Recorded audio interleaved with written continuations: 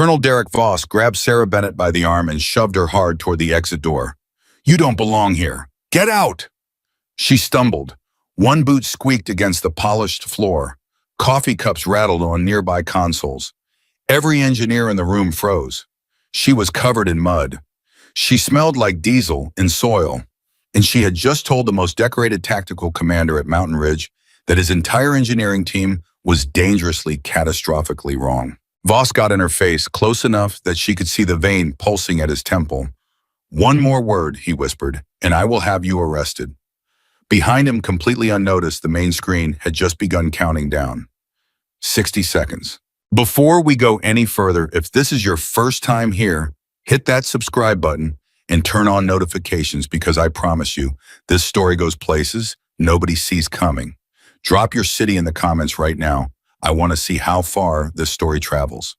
Okay, let's go back to the beginning, because to understand what happened in those 60 seconds that silenced an entire military base, you need to understand who Sarah Bennett really was and why no one in that room was ready for her. The drive to Mountain Ridge took 4 hours through terrain that didn't appear on most civilian maps. Sarah Bennett made that drive in a truck that had seen better decades, in 1987 Ford F-150 with a cracked passenger side mirror, a heater that worked only when it felt like it, and a faint permanent smell of diesel and soil that no amount of cleaning had ever fully removed. She had driven through the night, arriving just before 0400 hours. And the guard at the outer perimeter checkpoint had looked at her the way people always looked at her in places like this, with that particular mixture of confusion and barely suppressed amusement. "Ma'am?" The guard was young, probably 22. He held her identification like he wasn't sure if it was real. "This says you're a consultant, agricultural and environmental systems consultant," Sarah said. Her voice was even, not defensive, just precise. "And you're here because General Hartwell requested me." The guard looked at her truck. He looked at her boots, genuinely muddy because she had come directly from the East Field, where she'd been working since 3 in the morning, diagnosing a pump failure in her irrigation system. He looked back at her face, which was the face of a woman in her mid-40s who had spent most of her adult life outdoors and who had stopped caring what people thought of how she looked somewhere around her 32nd birthday. "One moment, ma'am." He called it in. There was a pause. Then he waved her through with an expression that suggested he personally found the whole thing deeply suspicious and intended to mention it to someone later. Sarah drove through 3 more checkpoints before she reached the main facility entrance, and at each one the reaction was essentially the same. Confusion, a quiet assessment, then reluctant clearance. She was used to it. She had been used to it her whole life. Sarah Bennett had grown up on a farm in rural Virginia, the same farm her grandfather had built, the same land her mother had worked, the same soil she had learned to read before she learned to read words.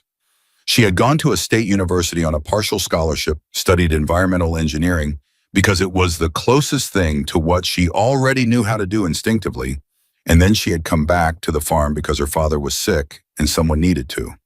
She had never left. That had been a choice that most people in her professional orbit interpreted as failure, or at best as a kind of noble romantic self-sacrifice that made a good story, but ultimately represented a waste of real talent. Her university advisor had told her directly in his office, surrounded by his degrees and his scale models and his carefully framed professional photographs, that she was making a mistake. "Sarah, you have a gift for systems analysis that I genuinely don't see very often," he had said. He meant it as a compliment, going back to run a farm that's not going to challenge you. She had smiled at him in the way she smiled at people who thought they understood something they didn't. "Dr. Kellerman," she had said, "everything is a system." He hadn't known what to do with that. Most people didn't. The thing about Sarah was that she didn't think in categories the way other people did. She didn't separate living systems from mechanical systems, from digital systems, from social systems. To her, they were all fundamentally the same patterns of input, processing, and output, all of them subject to the same basic vulnerabilities, all of them capable of the same basic kinds of failure. A crop disease moving through a field and a data corruption moving through a network looked different on the surface, but underneath the logic was identical. Both were cascading failures. Both started small. Both got ignored until they became impossible to ignore. She had been farming for 20 years, and in 20 years of farming, she had developed a sensitivity to system behavior that no amount of formal training could have given her because it came not from studying systems in theory, but from living inside them 24 hours a day, 7 days a week, season after season, failure after failure, recovery after recovery. She knew what systems sounded like when they were healthy. She knew what they sounded like when they were about to break. General Marcus Hartwell had called her because someone had given him her name, a former colleague from the Army Corps of Engineers who had worked with Sarah on a watershed management project 8 years earlier, and who had told Hartwell when he described the problems they were having, "I know this sounds strange, General, but you need to call this woman." Hartwell had hesitated. He was 61 years old, a graduate of West Point, a man who had spent 40 years inside military systems and who had a fundamental respect for hierarchy and credentials and established process. Calling a farmer was not on its face the kind of decision that felt comfortable. But his engineers had been working on the problem for 9 days. 9 days of diagnostics, 9 days of system reviews, 9 days of briefings and counter-briefings and competing theories. And the anomalies were still there. Small, persistent, growing. He had called her, and now she was here standing in the Mountain Ridge Tactical Operations Center covered in farm dirt, and Colonel Derek Voss was pointing a finger at her like she was something that had wandered in off the street. "General Hartwell." Voss turned from Sarah to the general, his voice dropping into the register he used when he wanted to make a point without technically losing his composure. "With respect, sir, this facility operates under the highest security classification in the continental United States. We have 17 credentialed engineers with quantum systems experience on staff. We have a direct consultation line to MIT and 3 private defense contractors. I have been running this operations center for 6 years." He paused. "And you brought in a farmer." The word landed the way he intended it to land, like a small, deliberate insult dressed as a simple statement of fact. Hartwell looked at Voss for a long moment. He was a tall man, lean in the way that men who had never stopped working got lean, with silver hair, cut military short, and eyes that had the particular quality of people who had learned to say a great deal without saying anything at all. "I did," Hartwell said. "Sir, Derek." The general's voice didn't rise. It didn't need to. "I need you to stand down." Voss went quiet, but his jaw stayed tight and his eyes tracked back to Sarah with the particular hostility of a man who had already decided what he thought and intended to keep thinking it regardless of what happened next. Sarah paid him almost no attention. She was looking at the room. The Mountain Ridge TOC was a sight that would have stunned most civilians into silence. A vast cathedral-ceiling space filled with the kind of technology that existed mostly in the imagination of people who hadn't been cleared to see the real thing. Curved walls of display screens, consoles staffed by personnel who moved with the quiet, precise efficiency of people who had been drilled until efficiency was instinct. Servers lined one entire wall behind tempered glass. At the center of the room, a main display, the size of a movie screen, showed a real-time composite feed satellite positions, radar coverage maps, atmospheric data network status, and a dozen other feeds that Sarah could not immediately identify. It was objectively impressive. But Sarah wasn't looking at the screens. She was listening. There was a hum to the room, layered complex, the kind of sound that wasn't really a single sound, but a composite of dozens of overlapping mechanical and electronic rhythms. Server fans, cooling units, air handling systems. The subtle vibration of hard drives and power supplies, and 1,000 smaller components, each one contributing its frequency to the overall chord of the space. Most people who walked into a room like this heard noise. Sarah heard music, and there was something in the music that wasn't right. She couldn't have said exactly what it was, not yet.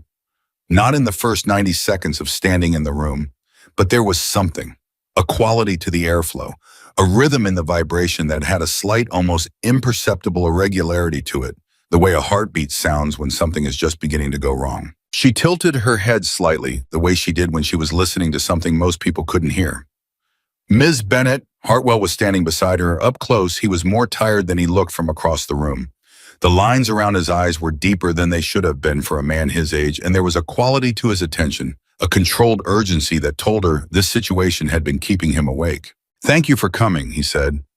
He said it with the same matter-of-fact directness he probably used to thank subordinates, which somehow made it more genuine than if he'd said it with warmth. "I'll be direct with you.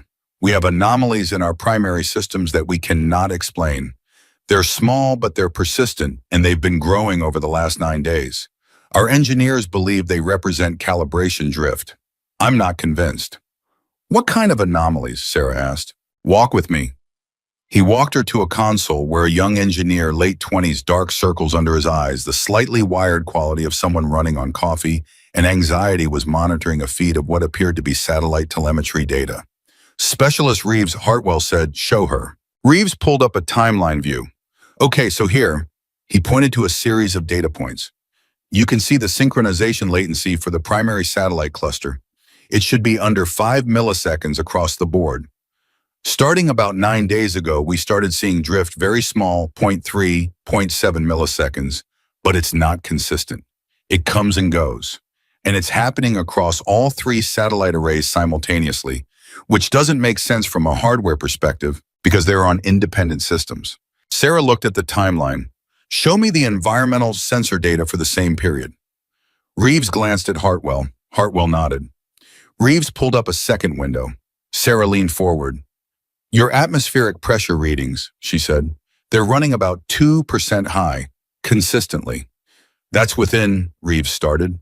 Within normal operating parameters, yes, but look at the pattern. She traced a line on the screen with one finger. Not touching the screen, just following it. It's not random noise. There's a rhythm to it.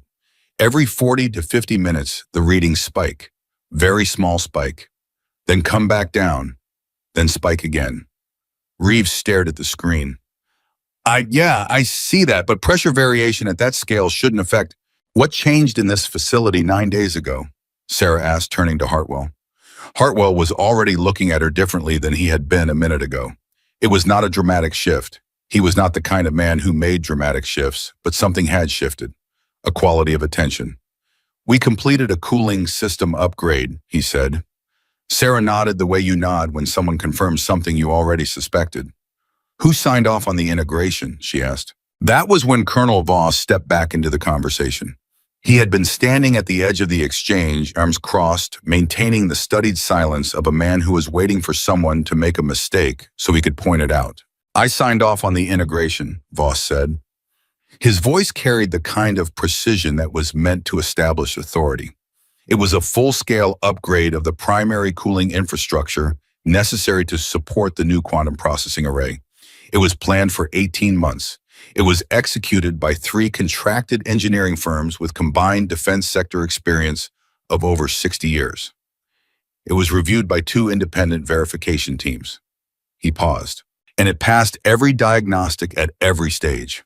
I'm sure it did, Sarah said. Voss waited for the but. When it didn't come immediately, the silence itself became charged. Then what, he said carefully, is your concern? Sarah straightened. She looked at Voss with the calm, direct attention of a woman who had spent her entire life being underestimated by people who thought her world was smaller than theirs. The cooling system didn't fail, she said. It worked exactly the way it was designed to work. That's the problem. Voss stared at her. Excuse me. The upgrade changed the airflow dynamics in this facility, Sarah said. Not dramatically, not enough to trigger any single alarm. But the pressure patterns changed slightly subtly, just enough to introduce variability into the environmental sensor readings. And your AI environmental management system, which is trying to compensate in real time, is amplifying that variability instead of dampening it. Every time it corrects, it overcorrects slightly. And that cycle, that correction-overcorrection loop, is feeding data artifacts into your primary processing systems. The room had gone very quiet, not silent. The hum of the machinery never stopped, but the human noise, the background murmur of activity and conversation that existed in any operational space, had faded significantly. People were listening. Voss recovered first. That is, he said slowly, I'm sorry, but I have to say this, the most extraordinary speculation I have heard in this room in 6 years. We have 17 engineers, Ms. Bennett. 17, and not one of them has suggested, because they were looking at the system, Sarah said, I'm listening to the building. Another beat of silence. Listening to the... Voss stopped. He looked at Hartwell with an expression that said, Sir, are we really doing this? You can't diagnose a quantum processing array by listening to the building, Voss said. I diagnose irrigation failures by listening to fields, Sarah said. I diagnose pump failures by the way a generator sounds at 4 in the morning. I've been working with complex systems my whole life, Colonel. They just look different from yours. She paused. The principles are identical. That is not, Voss started. Derek, Hartwell's voice, quiet, final. Voss stopped. And in the silence that followed, the main screen changed. It was subtle at first, the way most genuinely serious things are subtle at first. A slight fluctuation in one of the status indicators on the left side of the main display, then a second fluctuation in a different indicator, then in a sequence that happened fast enough to be alarming, but not fast enough to be immediately catastrophic. A cascade, 3 satellite telemetry readings going orange simultaneously, a radar duplicate flag, an environmental sensor error message, and then a sound. A single clean digital tone that cut through the ambient hum of the room. And on the main screen in letters that were impossible to miss, System Integrity Alert Automated Lockdown Protocol Initiated. And below that, a countdown, 0060, 0059, 0058. For exactly 3 seconds, no one moved. Then the room erupted. Specialist Reeves's hands were on his keyboard before the 3 seconds were up, pulling up override menus that cascaded across his screen. 2 other engineers converged on adjacent consoles. Someone was already on a comm line, voice clipped and urgent. Lockdown alert T, OC, primary requesting. Colonel Voss was at the main console, his composure gone, replaced by the controlled intensity of a man in crisis mode. Override authorization Voss Delta 77 Alpha. He was entering the command sequence, even as he spoke it. On the screen, override denied threat protocol active. What? Voss stared at the screen. He entered the sequence again. Faster. Override authorization Delta 77 Alpha acknowledge. Override denied threat protocol active. How is it denying? He turned to Reeves. Why is it denying the override? Reeves's face had gone pale. Sir, the system has classified the anomalous data pattern as a potential intrusion signature. It's entered threat protocol, which means it's flagged all internal override attempts as potential adversarial actions. It's flagging us, Voss said. It thinks we're the threat, sir, 0047. Get Foster, Hartwell said, his voice carrying absolute calm that had no business existing in a room where every screen was now showing some shade of orange or red. Now, Dr. Ellen Foster was the lead systems architect for the Mountain Ridge facility, the person who had been brought in 18 months earlier specifically to oversee the quantum processing integration, and who had until approximately 40 seconds ago been in a separate room running what she had believed was a routine diagnostic review. She came through the door at a near run, took in the main screen in one glance, and said a single word that was not appropriate for print. How long, she asked. 43 seconds, Reeves said. 0042, override is denied, Voss said. The system has flagged its own operators as threats. Foster moved to the main console, her eyes already scanning. Her hands moved across the interface with the speed of someone who had designed the interface and could navigate it in her sleep. Okay, I can see what it's doing. It's interpreted the sensor cascade as an external intrusion pattern. It's entered full self-defense protocol. Can you shut it down? Hartwell asked. I'm trying to. She entered a sequence. Override denied, another sequence. Override denied. Every attempt I make to intervene is being read as another intrusion event. I'm making it worse. 0035. Stop. The voice was quiet, not loud enough to cut through the chaos on its own, but something about the quality of it, the absolute steadiness of it, made people pause. Sarah Bennett had not moved from where she'd been standing. She was still looking at the main screen. Her breathing was even. Her hands were loose at her sides. She looked impossibly like the calmest person in the room. Stop trying to fix it, she said. You're making it worse. Voss turned on her. This is not the time. Every override attempt you're making is registering as a new threat event, Sarah said. The system is escalating because you're escalating. You need to stop. We cannot just stand here. Yes, Sarah said, you can. For 10 seconds you can. She looked at Hartwell. General, 0028. Hartwell held up one hand. And for one surreal, almost unbearable moment in a military operations center, facing imminent total system lockdown, everyone stopped. The silence was not total. The machinery still hummed. The countdown still ticked. But the human activity stopped. The typing stopped. The comm calls stopped. The voices stopped. And in that silence, Sarah Bennett said the thing she had been building toward since the moment she walked into the room. It's not a cyber attack, she said. It was never a cyber attack. The system is in an error loop, a feedback cycle between the environmental sensors and the AI management protocol. The cooling upgrade changed the pressure dynamics in this building. The sensors picked up the change. The AI tried to compensate. The compensation created new readings. The AI tried to compensate for those. For 9 days, each cycle has been slightly larger than the last. She looked at Foster. Tonight, the cycle crossed the threshold where the system's own threat detection read it as an external attack. And every override attempt has been read as confirmation. 0021. Foster was staring at her. Her expression had gone through several things very quickly: skepticism, resistance, recognition, and then the particular kind of horror that comes from understanding a problem and realizing the solution is going to be terrible. The environmental sensor network, Foster said, has to come offline, Sarah said. Completely. All of it simultaneously. Cut the loop at the source. That's against every protocol we have. I know. The fallback systems will take approximately 4 minutes to compensate, during which you'll have partial sensor blindness across the facility. Yes, but you'll have systems. You'll be operational versus, she gestured at the countdown, 0016. If that hits 0, Sarah said, you go dark for how long? Foster swallowed. Complete recovery from full lockdown is minimum 6 hours, possibly 18. Satellites disconnected, Hartwell said. He was not asking. Yes, sir. Life support reset. Yes, sir. Communications dead. Yes, sir. 0011. Hartwell looked at Sarah. Where, he asked. Maintenance corridor east wing, she said. Junction box J14. I saw it on the facility map they gave me in the security briefing. It's the primary environmental sensor trunk line. Pull it and you cut the whole network simultaneously.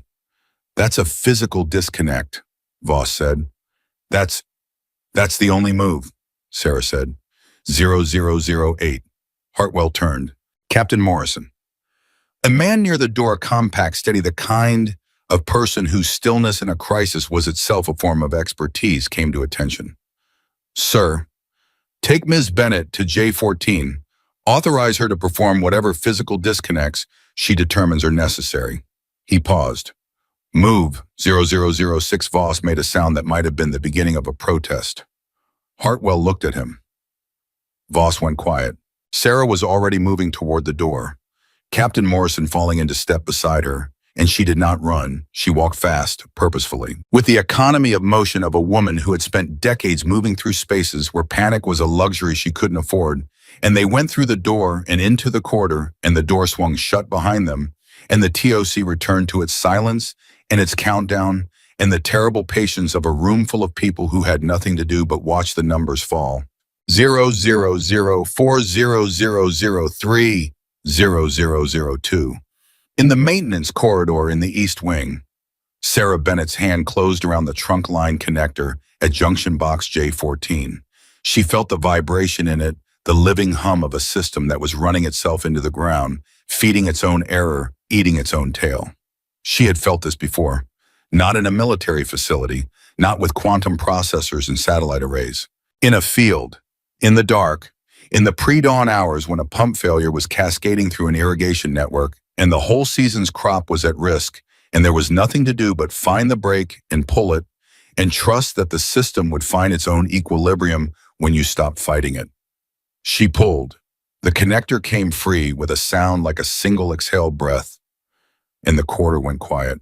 Not the countdown, not the building, not the people. Just the particular quality of silence that exists when something that has been struggling stops struggling. In the TOC on the main screen, the countdown reached 0, and nothing happened. No lockdown, no darkness, no cascade of failures. The countdown reached 0, and the system, freed from the feedback loop that had been driving it towards self-destruction, simply stopped. The error indicators on the main screen flickered, then began to clear. One by one, orange indicators returned to green. Status lines resolved. The threat protocol indicator cycled through amber and came to rest on blue standby. Not threat, not alert, normal.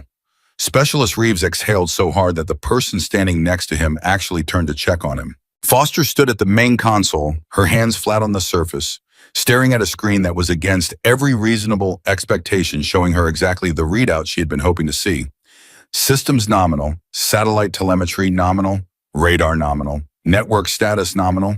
She stayed like that for a moment, a person doing the private internal work of accepting a reality that didn't match what she'd expected to be true. Then she said quietly, she was right. No one responded. There wasn't anything to say to that. In the doorway, Sarah Bennett walked back into the TOC. She still had the trunk line connector in her hand, a cylindrical piece of hardware the size of a large carrot, completely unremarkable in appearance, which had just been the pivot point of one of the most consequential 30-second decisions in the history of this facility. She set it down on the nearest console. She looked at the main screen for a moment, at the green indicators, at the stable readouts, at the satellite positions, slowly, precisely correcting their drift back to the coordinates they were supposed to hold. Then she looked at General Hartwell. He was standing exactly where she'd left him, same position, same stillness, same carefully controlled composure. But his eyes, which had been hard with the effort of remaining calm during the countdown, had changed. They had the quality of a man looking at something he had not anticipated having to look at. The base is stable, Sarah said. It was not a question. Yes, Hartwell said. She nodded. Captain Morrison came and stood beside her, close enough that she could feel the residual adrenaline still moving through him, the barely there tremor of a man who had held himself together under pressure, and was now allowing himself the small luxury of coming down from it. Nice work, Morrison said quietly. Not to the room, to her specifically. She glanced at him. There was something genuine in his face, not the professional admiration of a subordinate acknowledging a superior, but the real unguarded response of one person who had been in a tight spot alongside another and come out the other side. She almost said it wasn't complicated, but that wasn't quite right either. It was exactly as complicated as it needed to be. No more, no less. Thank you for moving fast, she said instead. He almost smiled. Across the room, Colonel Voss had not moved. He was still standing at the main console, still watching the screens, and his face had gone through something difficult and private that he hadn't quite finished processing. The expression on it was not one that came easily to men like him, men who had built their authority on being the most informed person in any given room. It was the expression of someone recalibrating. Hartwell walked toward the center of the room. He moved with the deliberate ease of a man who had decided what he was going to say before he started saying it. All stations, he said in the clear, carrying voice of a man who had been giving orders for 4 decades. System status check. Full report. I want a complete readout in 10 minutes. The room came back to life, not the panicked, reactive noise of the previous few minutes, but the purposeful activity of people with work to do. Hartwell came and stood in front of Sarah. He was a man who was not easily impressed. You didn't get to where he'd gotten by being easily impressed. And he didn't perform impressiveness, now didn't make a speech, didn't offer the kind of theatrical acknowledgement that would have felt hollow coming from him. He just said, I owe you an apology. Sarah looked at him steadily. You don't owe me one. You called me when your people couldn't solve it. That's all I needed. I should have called you 9 days ago, he said. She said nothing to that. It was true, so there was nothing useful to add. We'll need a full diagnostic review, Hartwell continued, of the cooling integration and the environmental sensor calibration across the entire facility. I want a recommendation on how to reconfigure the AI management protocol so this cannot happen again. He paused. Will you stay 2-3 days? Sarah thought about her farm, her east field, the pump she'd been diagnosing at 3 in the morning, which would need to be looked at again, and the irrigation lines that were due for a pressure test, and the slow, patient, unending work of keeping a living system running. She thought about all of it. I'll need to make some calls, she said, and I'll need coffee. Hartwell almost smiled. We can manage both, he said. And in the Mountain Ridge Tactical Operations Center, surrounded by screens that were green and steady, with satellites finding their positions overhead and radar running clean, and quantum systems processing data at the speeds they were designed to process it, the room settled. Not silently. It was never silent, not really, the machine saw to that. But it settled the way things settle when a crisis passes and you realize how close you came to something very different. Colonel Voss was still at his console. He was very carefully not looking at Sarah. But she noticed just before she turned away to follow someone toward what she hoped was the direction of the coffee that his shoulders had come down from where they'd been held rigid just below his ears. It was a small thing, but Sarah had spent her whole life noticing small things. That was in the end what all of this had been about. The silence that followed the countdown stopping at 0 was not peaceful. It was the silence of a room full of people who had just watched something happen that they did not have a category for. Specialist Reeves was the first one to speak. He was 26 years old, had a master's degree in quantum systems engineering from Carnegie Mellon, and had spent the last 9 days telling himself that the anomalies were calibration drift. He looked at his screen. He looked at the green indicators where orange had been 30 seconds ago. He looked at the satellite telemetry running clean and steady, the radar clear, the environmental sensor network offline, and the backup systems already compensating exactly the way Sarah had said they would. He said very quietly, "How did she know that?" It was not a question. It didn't have the shape of a question. It was the sound of a mind trying to catch up to something it had already seen. Nobody answered him. General Hartwell had moved to the center of the room, calling for system status reports, and the TOC was coming back to life around him. People returning to their stations, fingers moving across keyboards, voices picking up comm lines. But underneath all of that organized activity, something else was moving through the room. Something quieter and more persistent. Doubt, not doubt in Sarah. The opposite. Doubt in everything they had believed before she walked through the door. Colonel Derek Voss felt it. He felt it the way you feel a temperature change before you consciously register that the room has gotten colder in his hands first, then spreading upward through his chest. He was standing at his console watching the status board return to green, one indicator at a time, and he was doing the private, painful arithmetic of a man who had been wrong in public, in front of people who reported to him in a situation where being wrong had nearly cost them everything. He did not look at Sarah, but he was aware of exactly where she was in the room. He was aware of it the way you are aware of a wound constantly, involuntarily, without wanting to be. Dr. Ellen Foster came and stood beside him. She did not say anything for a moment. She just looked at the same screen he was looking at, and they shared the particular silence of two people who had both just had the same difficult realization and were deciding whether to acknowledge it to each other. "The pressure differential," Foster said finally. Her voice was low enough that only Voss could hear it. "I ran the model in my head just now. She was right.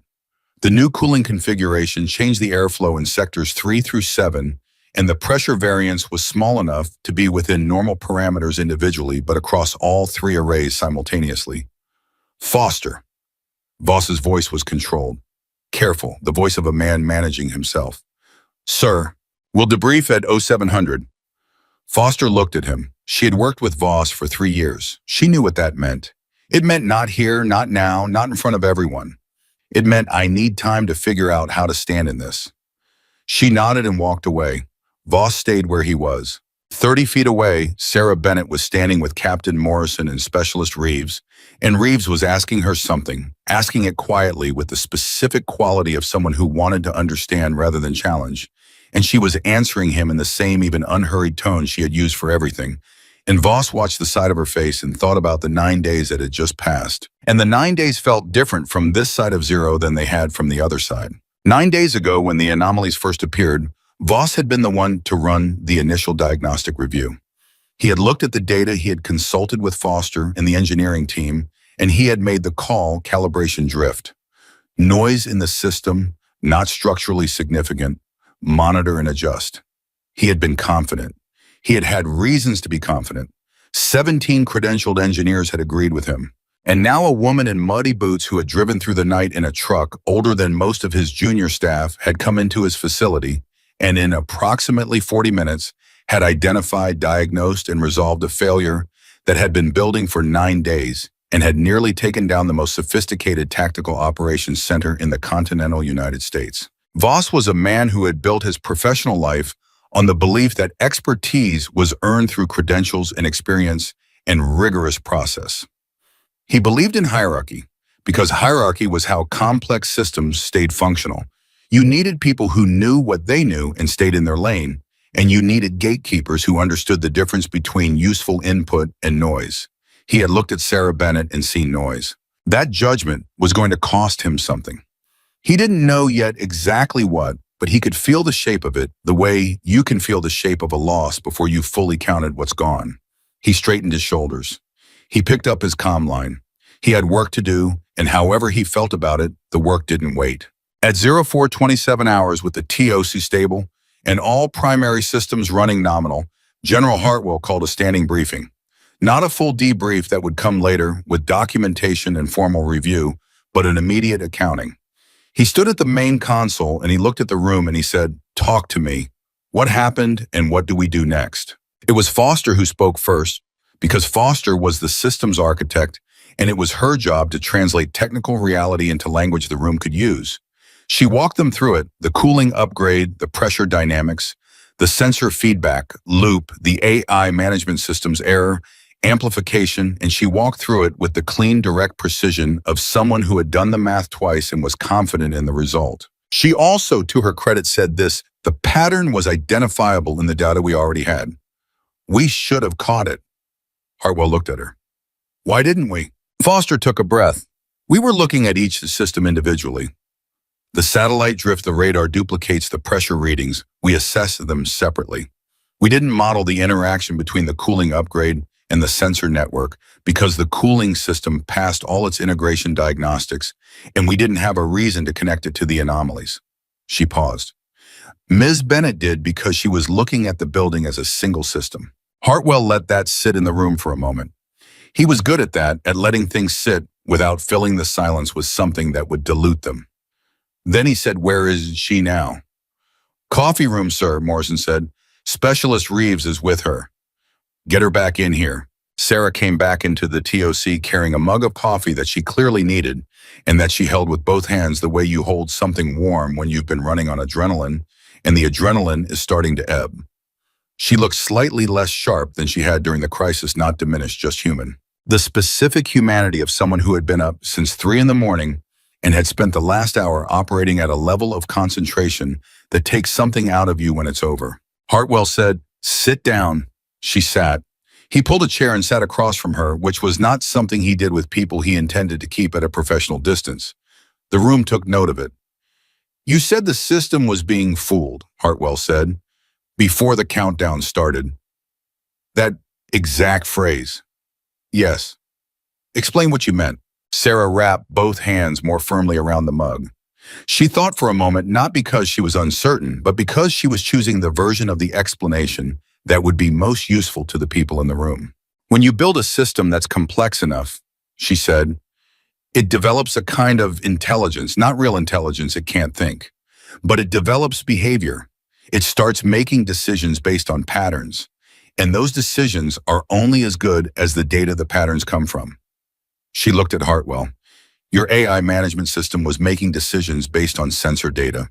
The sensor data was wrong not because anything was broken, but because the physical environment the sensors were reading had changed. Small change, but enough, and the system didn't know the data was wrong. It thought the data was accurate. So every decision it made based on that data was a good decision executed correctly, producing the wrong outcome." Hartwell nodded slowly. "The system wasn't failing them," he said. "The system was succeeding," Sarah said, "at the wrong task. That's different from failure, and it's harder to catch because all the individual components are working exactly the way they're supposed to work. The failure is in the relationship between them." The room was quiet, not the strained quiet of before something different, the quiet of people absorbing something. It was Morrison who said what several people were thinking. He said it carefully with the deliberateness of a man who didn't speak unless he had something worth saying. "How do you see that? How do you see the relationship rather than the components?" Sarah looked at him. She seemed to consider him for a moment, not assessing him, but deciding how honest to be. "I grew up watching my father farm," she said. "He taught me that a farm is never just the sum of its parts. The soil affects the water table. The water table affects the root depth affects the yield affects the soil. The following season, everything is in conversation with everything else. If you only watch one conversation at a time, you'll always be behind the problem. She paused. I think that's true of every system. I just grew up somewhere that made it impossible to forget. Reeves from across the room said, so you walked in here and what you felt it? The problem. I heard it, Sarah said. The building has a sound. Every building does. This one had something off in it, a quality to the airflow, a rhythm to the vibration that wasn't quite right. She caught his expression, the expression of a man whose training wanted to push back on this, and she said, I know how that sounds, but you've been listening to this facility for how long? 8 months, Reeves has said, and does it sound different to you today than it did when you started? He opened his mouth, closed it, thought about it. Yeah, he said quietly.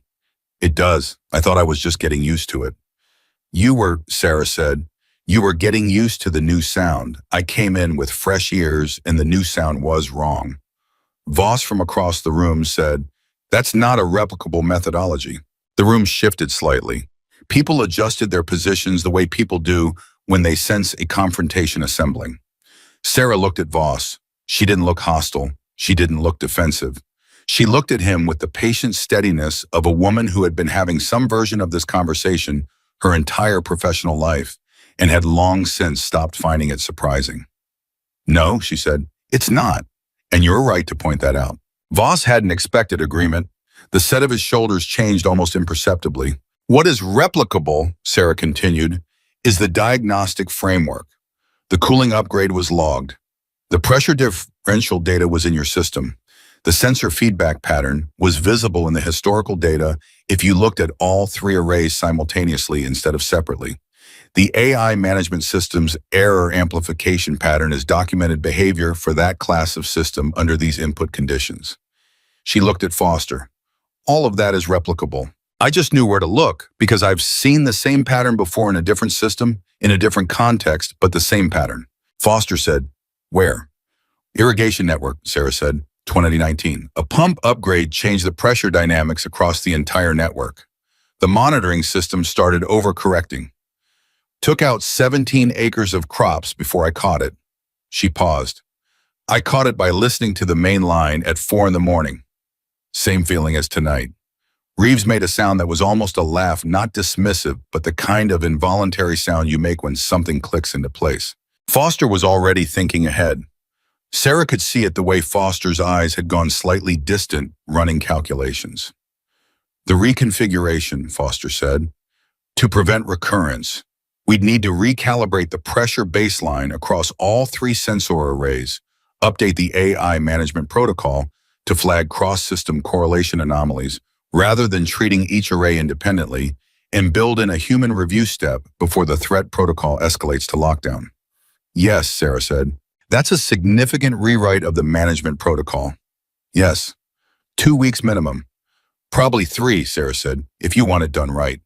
Hartwell said, you'll help. It was not a question, but it also wasn't an order, not quite. There was something in the way he said it that left room for her answer. Sarah looked at him. She thought about her farm. She had thought about it once already tonight, and she was thinking about it again. The east field, the pump, the irrigation lines, the slow, ongoing work of a living system that didn't stop needing attention just because she was somewhere else. She thought about her neighbor, Jim Carver, who had helped her out before when she'd had to be away. She thought about whether Jim could manage the pump diagnostic on his own. She thought he probably could. I'll need to make some arrangements, she said, and I'll need to bring in someone to cover my farm while I'm here.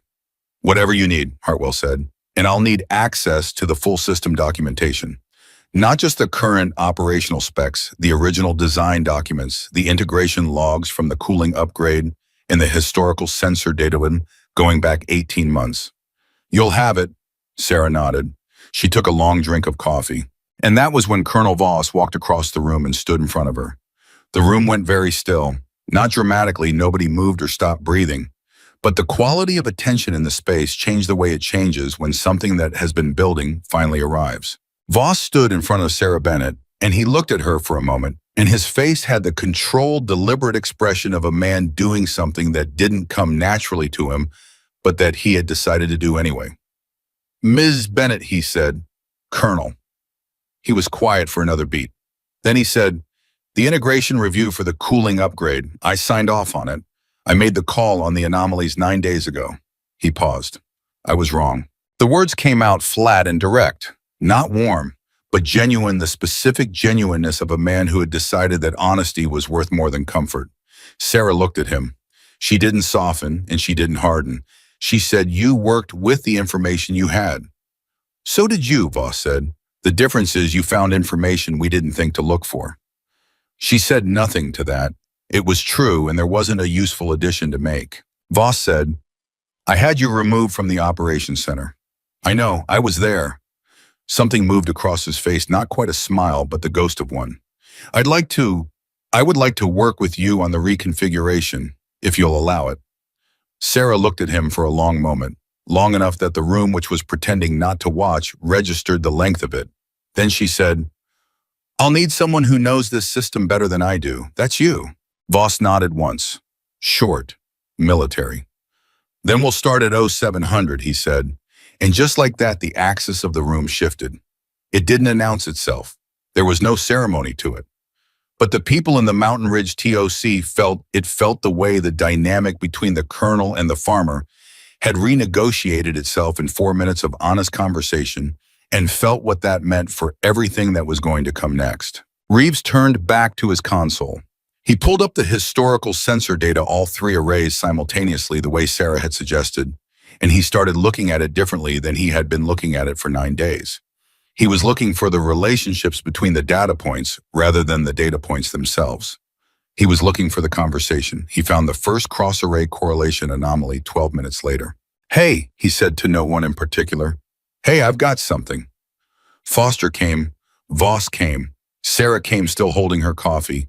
On the screen, Reeves was pointing to a pattern, subtle, easy to miss, but once you saw it, impossible to unsee. The pressure spikes in sensor array 1 are preceding the satellite synchronization delays by approximately 43 seconds. Every time. Going back, he scrolled, going back 22 days, 2 weeks before the cooling upgrade finished. Foster leaned in. The testing phase. The new cooling system was running in parallel with the old one during the final testing phase. The interaction started during testing, Reeves said. We just didn't catch it because we weren't watching both systems simultaneously. Sarah nodded. She looked at the pattern on the screen with the expression of someone who had expected to find exactly this and was not surprised, but was still in some private way gratified by it. There it is, she said. Voss was looking at the same screen. His face was doing something complicated. He said, 22 days. We had 22 days to catch this. Yes, Foster said. Nobody made it worse by adding anything to that. Hartwell from behind them said, then we start from 22 days ago and we work forward. I want to know every point where this could have been caught and what we missed. Not to assign blame, Baramatun. He looked at Voss when he said that, then at Foster, then at Reeves. To build a system that catches it next time. It was, Sarah thought, exactly the right thing to say.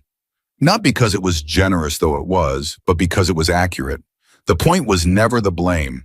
The point was the pattern. The point was building the kind of understanding that meant next time you recognized it earlier. That was what farming had taught her. You didn't go back and blame the pump for failing. You went back and built a system that told you when the pump was about to fail before it took the field with it.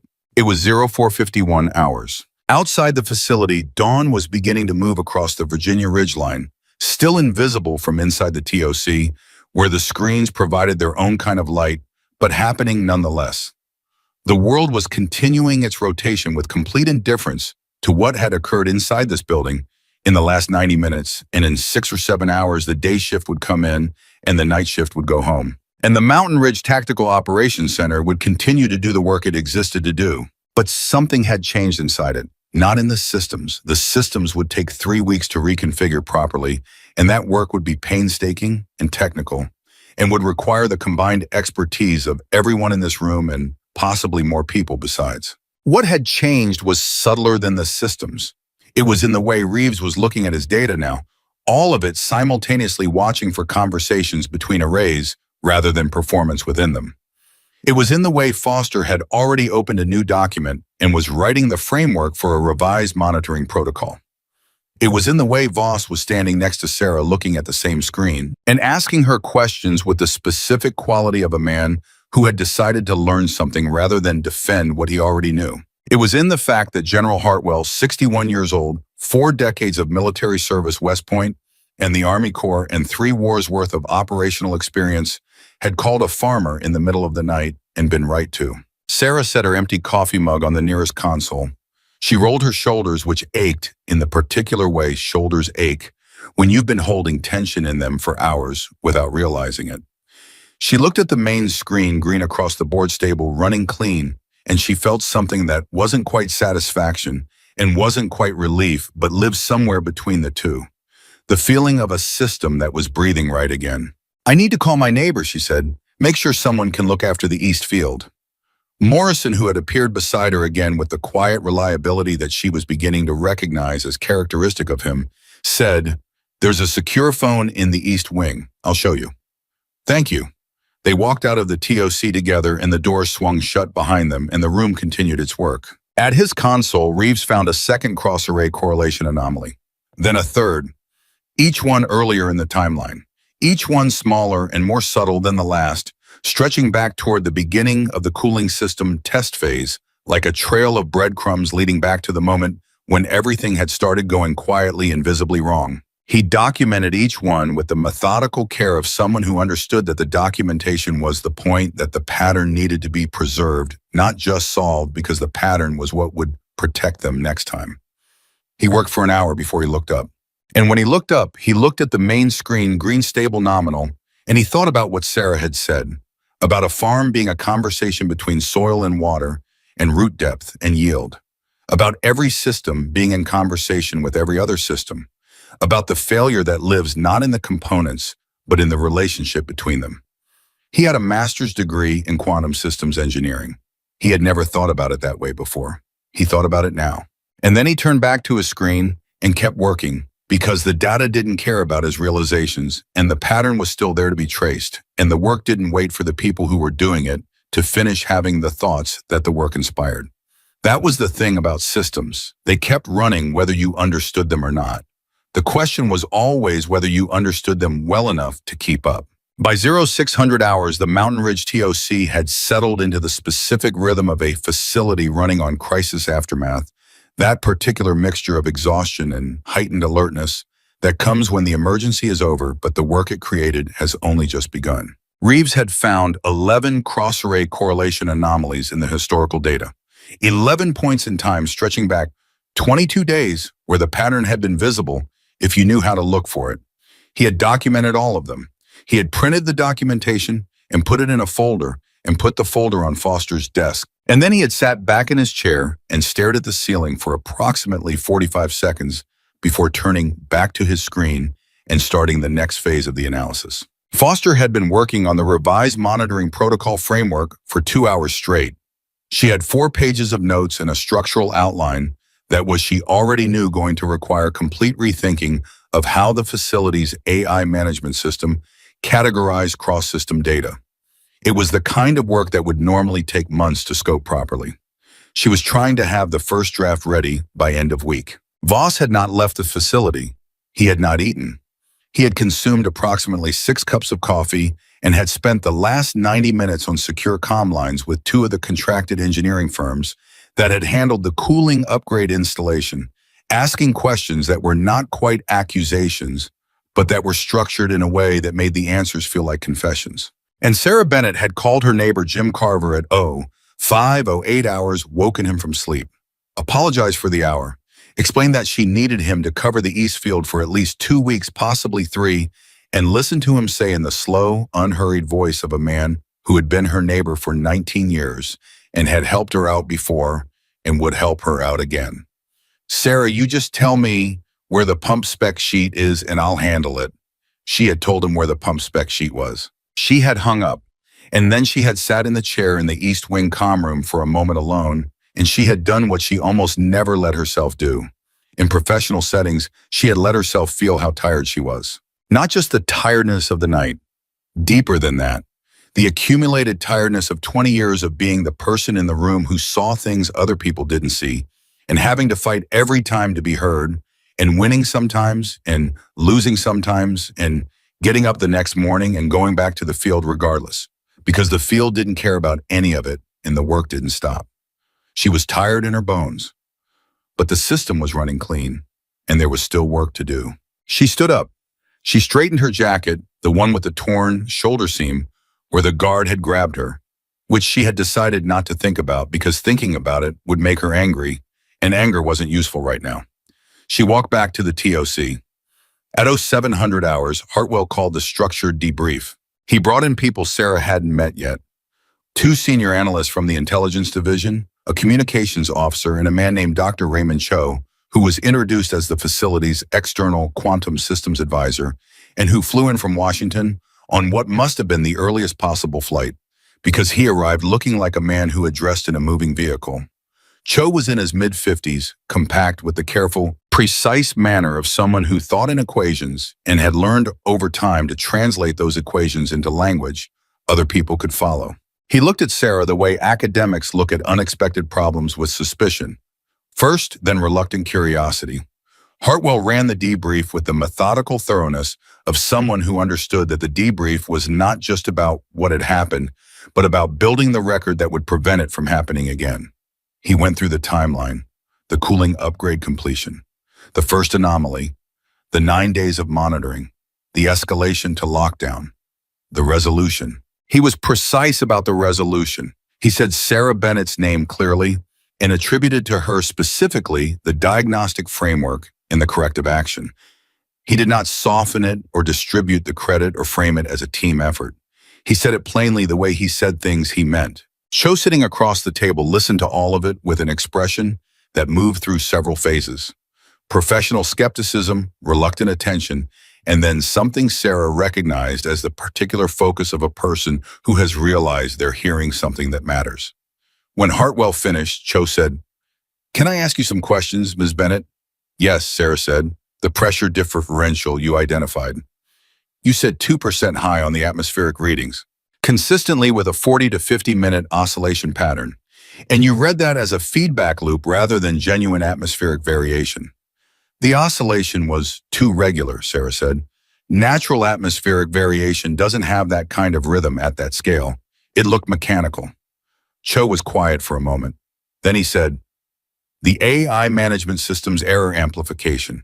How did you know it was amplifying rather than the sensors genuinely reading different data each cycle?" "Because the amplitude of the oscillation was increasing," Sarah said. "Real environmental variation would dampen over time or hold steady. This was growing, every cycle slightly larger than the last. That's not a reading, that's a loop." Cho looked at her. He had the expression of a man revising something. "Where did you learn feedback loop analysis?" he asked. "I didn't learn it anywhere," Sarah said.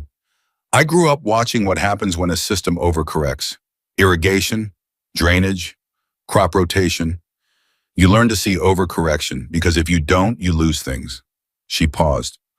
"I lost 17 acres of soybeans in 2019 to a pump feedback loop. I never missed it again." Cho said very carefully, "Ms. Bennett, the pattern you described, cross-system correlation analysis, feedback, amplitude trending, environmental to digital data pathway contamination, this is the framework we use in advanced quantum systems diagnostics. It's a graduate-level methodology." "Okay," Sarah said, "you applied it intuitively." "I applied what I know to what I was looking at," Sarah said. "I don't know what to call the methodology. I just know what it looks like when a system is lying to itself." There was a beat of silence. Then Cho did something that surprised the room. He picked up his pen and wrote something in his notebook. Not a quick note, several lines. He wrote with the focused deliberateness of a man documenting something he didn't want to forget. Voss, sitting 2 seats down from Cho, watched this. His face was composed, but Sarah, who had become attuned to the smaller signals in his expressions over the past few hours, registered the shift. Something had moved in him, some final resistance. It was Voss who spoke next, and what he said was not what anyone in the room expected. "General," he said, "I'd like to recommend that we formalize Ms. Bennett's role in the reconfiguration as lead diagnostic consultant with full access to all system documentation and direct reporting authority to you." The room went quiet. Hartwell looked at Voss. Voss looked back at him without flinching. That's a significant recommendation, Derek, Hartwell said. Yes, sir, it's the right one. Hartwell turned to Sarah. Ms. Bennett. Sarah looked at Voss. She looked at him long enough to see that the recommendation had cost him something, not in the transactional sense, but in the deeper sense of a man who had publicly staked a position and was publicly revising it and was doing it not because he had to, but because he had decided it was right. She said, I'd want to work with Dr. Foster and Specialist Reeves. Not independently. I'm good at seeing patterns. They know this system better than I ever will. We need both. Voss said, agreed. Foster said from across the table, I'll make it work. Hartwell said, then it's done. And that was that. The debrief continued for another hour, moving through the technical details of the reconfiguration plan, the communication protocols that would need to be updated, the reporting structure for the next 3 weeks. Sarah listened more than she talked. She asked questions when she needed clarification and offered input when she had something specific to add, and she was precise about the difference between those two things. At 0842 hours, the debrief ended, and Cho asked if he could speak with Sarah privately. They went to the small conference room off the main corridor, a functional space with a table and chairs, and a whiteboard that still had equations on it from some previous meeting that nobody had erased. Cho poured himself water from the pitcher on the table. He offered some to Sarah. She took it. He sat down. He looked at his water glass for a moment, then looked up at her. I'm going to ask you something that may seem presumptuous, he said. All right. Have you ever considered consulting formally beyond agricultural systems? Sarah studied him. What do you mean by formally? I mean contracted, with a scope that includes the kind of work you did here last night. He paused.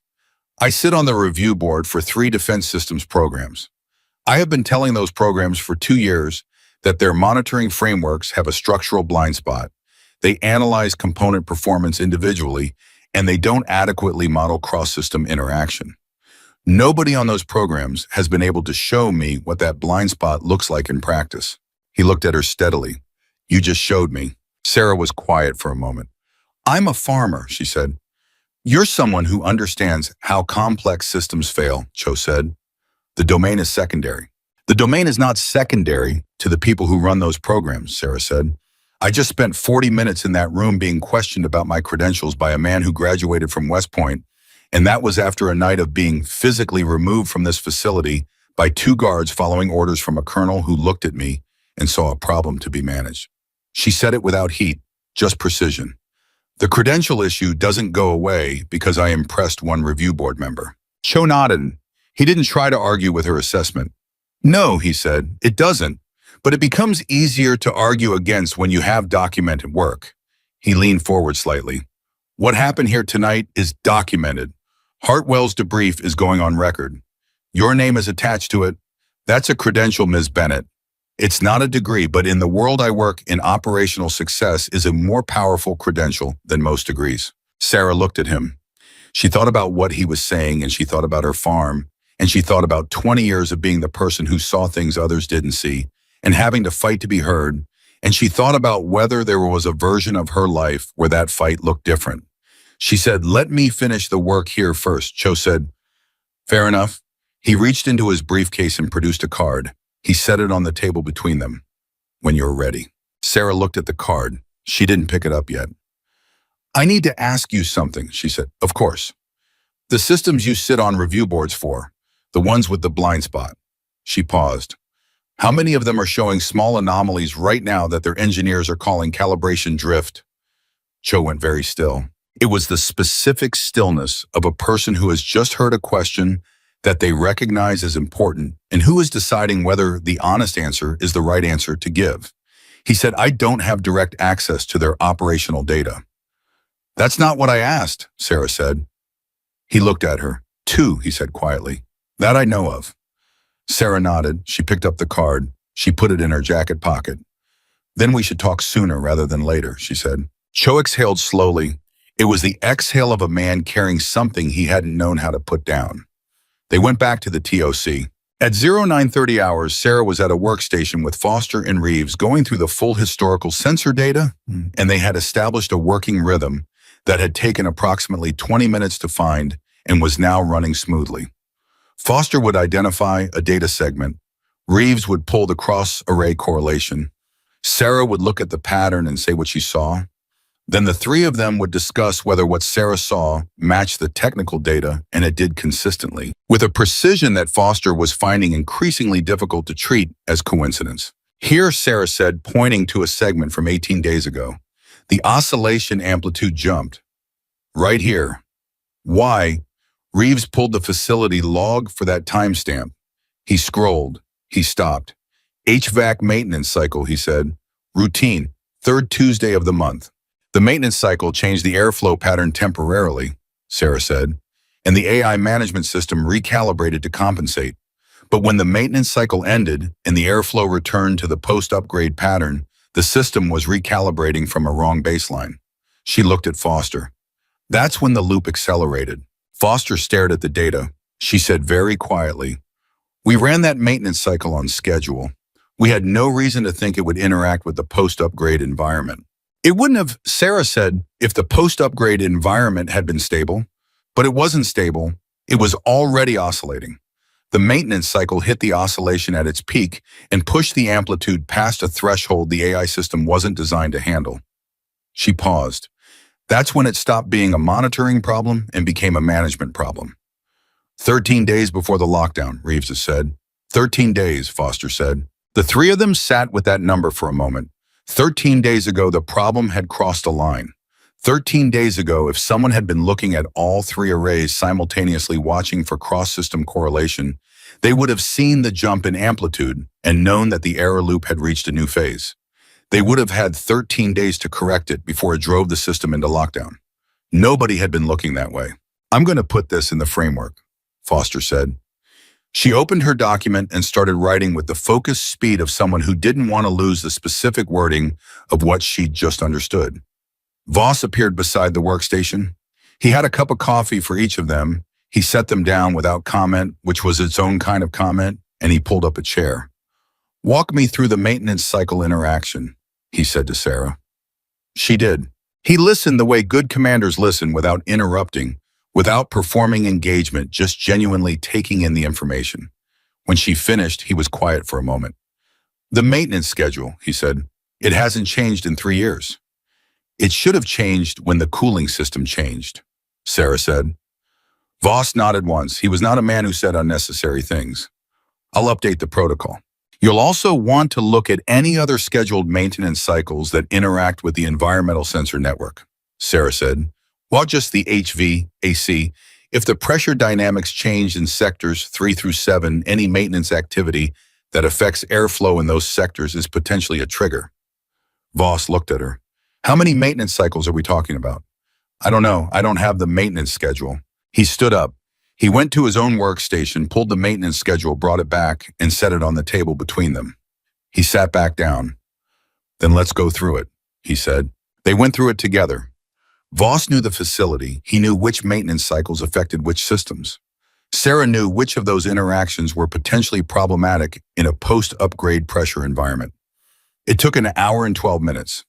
They flagged 7 maintenance cycles that needed to be restructured before the environmental sensor network came back online. At some point during that hour and 12 minutes, without either of them quite deciding to, they had stopped being a colonel and an outsider and had become two people working the same problem from their respective areas of knowledge, and the friction between them had converted into something more useful.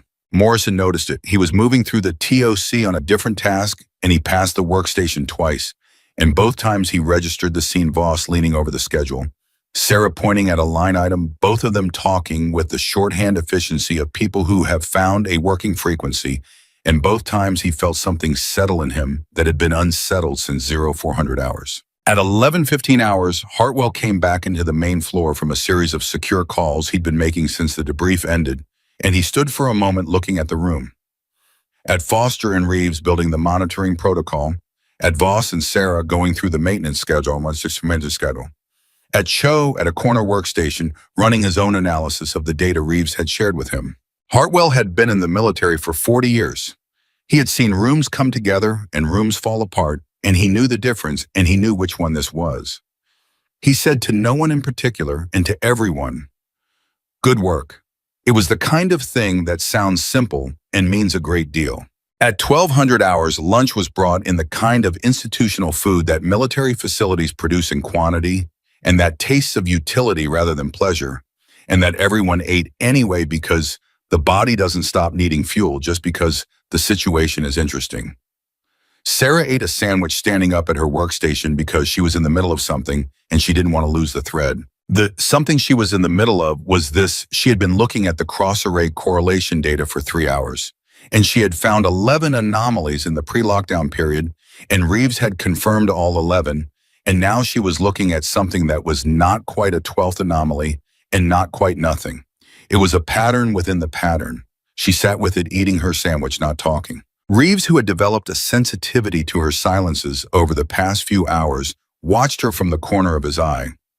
He had learned that her silences were not empty. They were the outward indicator of something being processed the way a computer goes quiet when it's running a complex calculation. He waited. She set down the sandwich. "The sensor arrays," she said. "When did this facility last run a full sensor calibration? Not a diagnostic check, a full physical calibration." Reeves pulled the records. He looked at them. He looked at them again.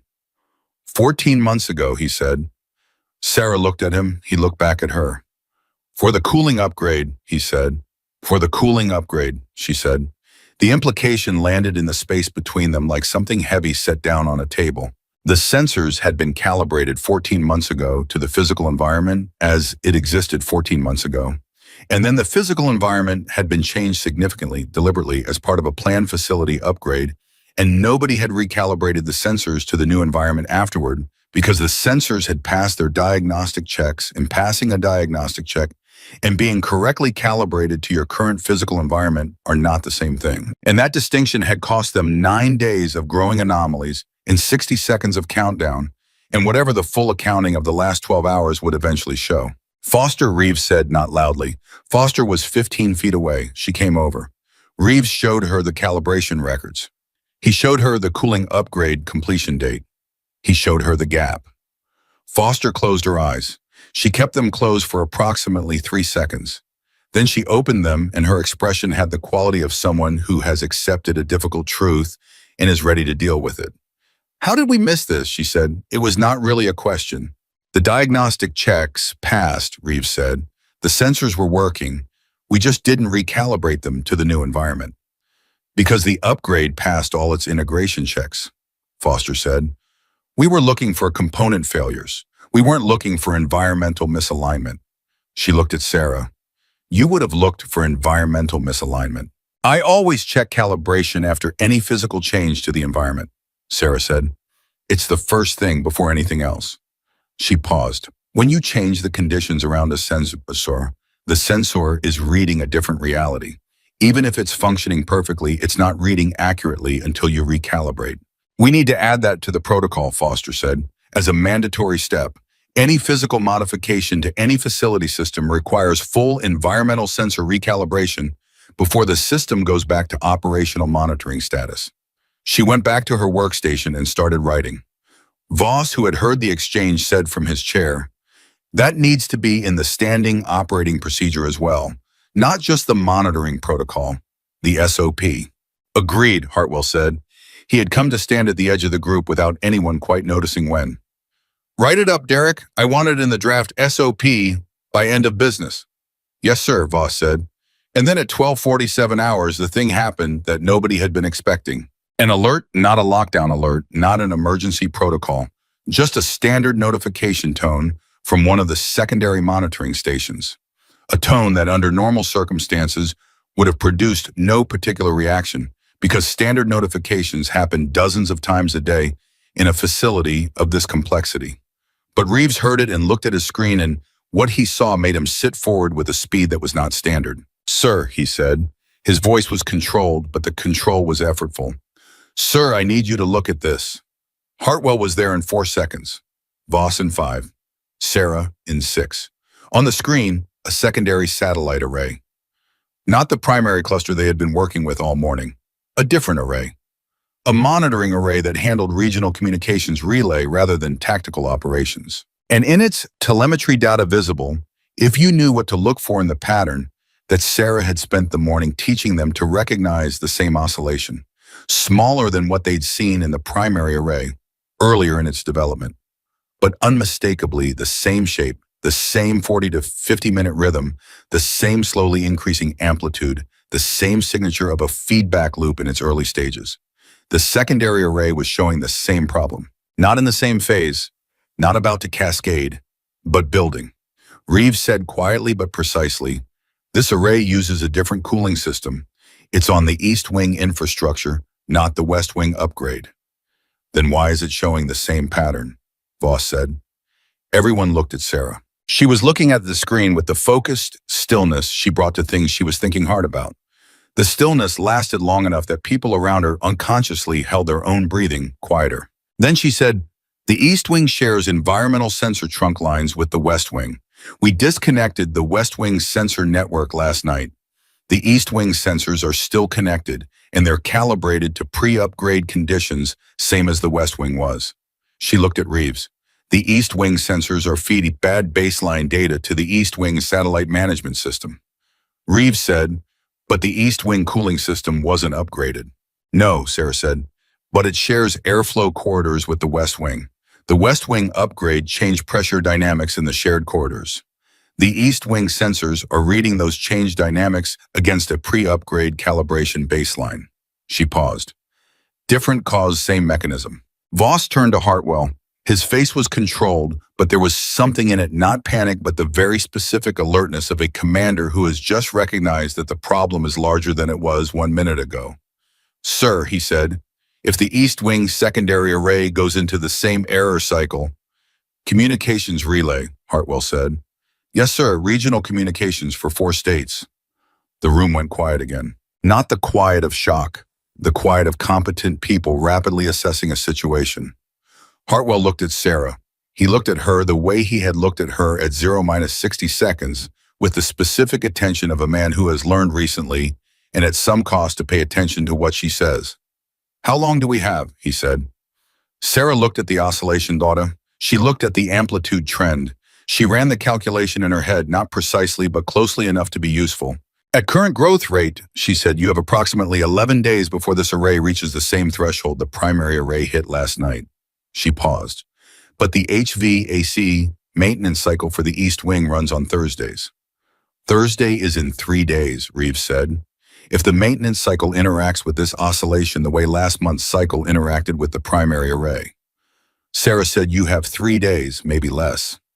Hartwell looked at Foster.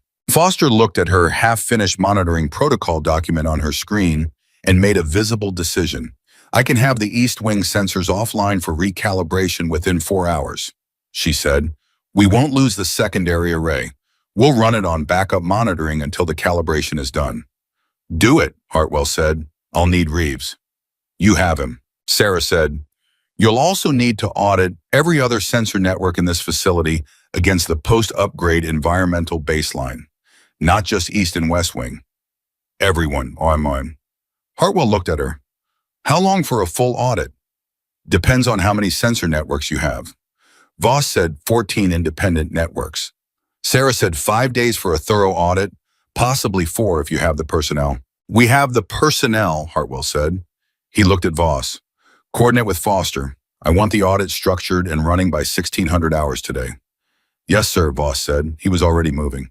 And the TOC, which had been in crisis recovery mode all morning, shifted again into the particular focused urgency of people who have just discovered that the crisis they solved was part of a larger problem, and who have the knowledge and the will to address it before it becomes a crisis in its own right. Sarah watched it for a moment. She watched Reeves pulling up the East Wing sensor data. She watched Foster clearing space on her screen to start the recalibration procedure. She watched Voss on his comm line calling the personnel he needed, his voice carrying the clipped efficiency of a man who had stopped thinking about anything except the work. Morrison appeared beside her. He did this regularly, materialized at her elbow at moments when she had momentarily stopped moving. She was beginning to think it was intentional, and she was beginning to think she didn't mind. "You doing all right?" he said. It was a simple question. Direct, the way he said most things. "I'm good," she said. Then, because it was true, and because he'd asked, This is the part I like, when everyone's looking in the same direction. Morrison looked at the room. He looked at it with the eyes of a man who had spent a lot of time in rooms like this under a lot of different conditions, and he said, "That doesn't happen as often as it should." "No," Sarah said, "it doesn't." They stood there for a moment, both of them looking at the room, where everyone was for once looking in the same direction. Then Sarah said, "I need to get back to it." "Yeah," Morrison said, and she went back to work. The full sensor audit began at 1600 hours, exactly the way Hartwell had ordered, because things Hartwell ordered tended to begin when he said they would begin. Voss had organized it with the methodical precision of a man who ran complex operations for a living, and who, when he committed to something, committed completely. He had divided the 14 sensor networks across 4 teams, assigned a technical lead to each, and built a reporting structure that would feed results to Foster's central analysis workstation every 2 hours. He had also, without being asked, built in a cross-check protocol. Each team's findings would be reviewed by a second team before being submitted, because he had spent the morning learning what it cost to miss something that should have been caught. Sarah moved between the teams. She didn't run any of them. That was deliberate, she had said to Hartwell when he'd asked how she wanted to structure her role in the audit, that the most useful thing she could do was not lead, but observe, because leading required her to stay in one place, and she needed to stay mobile. Hartwell had agreed immediately, which told her he understood the reasoning without needing it explained. She appreciated that about him. He was a man who processed information quickly and acted on it without ego. The first 2 hours of the audit produced 3 findings of minor concern: sensor networks in the North Corridor and the communications hub showing slight calibration drift. Nothing at the level of the primary array, but enough to flag for recalibration. The teams handled them with the focused competence of people who had been shown what to look for and were now finding it. At 18:03 hours, Team 3 called it in. Team 3 was working the underground infrastructure, networks, power regulation, backup systems, emergency protocols. Their technical lead was a staff sergeant named Deborah Wills, who had been with the facility for 4 years, and who had, during the debrief, asked the best technical question of anyone in the room. She called it in calmly, which made what she was calling in feel more serious, not less. "Ms. Bennett," Wills's voice on the comm was steady, "I need you down here." Sarah was already moving before Wills finished the sentence. She had been at Foster's workstation reviewing the East Wing calibration progress, and she handed Foster the tablet she'd been holding, said, "Keep that running," and walked out of the TOC at the pace she used when something was wrong, and she needed to not communicate that to everyone in the room. Morrison fell into step beside her automatically. "What is it?" he said. "Don't know yet," she said. The underground infrastructure level was 2 floors below the TOC and had the specific quality of spaces that were never meant to be occupied for long, functional, direct everything in service of the equipment rather than the people who maintained it. Wills met them at the bottom of the stairs. She was holding a tablet, and her expression had the particular quality of someone who has found something they wish they hadn't. "Here," Wills said without preamble. She turned the tablet so Sarah could see. "Backup power regulation network. Sensor cluster 4. Sarah looked at the data. She looked at it for 4 seconds. 4 seconds was enough. "How long has this pattern been running?" she said. "Best I can determine, 31 days, Wills said. Morrison made a sound that was not quite a word. The oscillation in sensor cluster 4 was not like the oscillation in the primary satellite array. It was not like the oscillation in the East Wing secondary array. It was those 2 patterns, the way a forest fire is like a campfire, recognizably the same phenomenon operating at a completely different magnitude. The amplitude was larger, the frequency was faster, and it was not in its early stages. "What does cluster 4 monitor?" Sarah said. "Backup power regulation for life support systems," Will said. "Emergency lighting, air handling for the lower facility levels. Water filtration, temperature control for the server infrastructure." She paused. "And the emergency communications array." Sarah said, "Show me the trend line." Wills pulled it up. The trend line was not ambiguous. It showed 31 days of slowly increasing amplitude, with 2 notable inflection points, one at day 13, which matched the HVAC maintenance cycle date, and one at day 24, which Sarah did not immediately have an explanation for. "Day 24, she said. "What happened?" Will scrolled through the facility log. Emergency systems test, she said. Standard quarterly protocol. Backup power systems were cycled through their full test sequence. The test cycle interacted with the oscillation the same way the maintenance cycle did in the primary array, Sarah said. Push the amplitude past a threshold. And then it kept growing, Will said. Yes. Morrison said, how close is it to the lockdown threshold? Sarah looked at the trend line. She ran the calculation. She ran it twice because the first result was not one she wanted to accept. At current rate, she said 4 days. Morrison went very still. 4 days, he said. Possibly 3, depending on whether there are any additional trigger events in the schedule. She looked at Wills. Is there anything in the next 4 days that would interact with these systems? Wills was already checking. She checked for approximately 20 seconds. Then she looked up. Monthly facility inspection, she said. Day after tomorrow.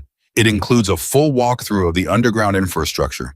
Multiple teams moving through the corridors simultaneously, which affects the air handling systems, which feeds back to Cluster 4, Sarah said. Yes. 48 hours, maybe less. Sarah turned to Morrison. We need Hartwell. They move fast.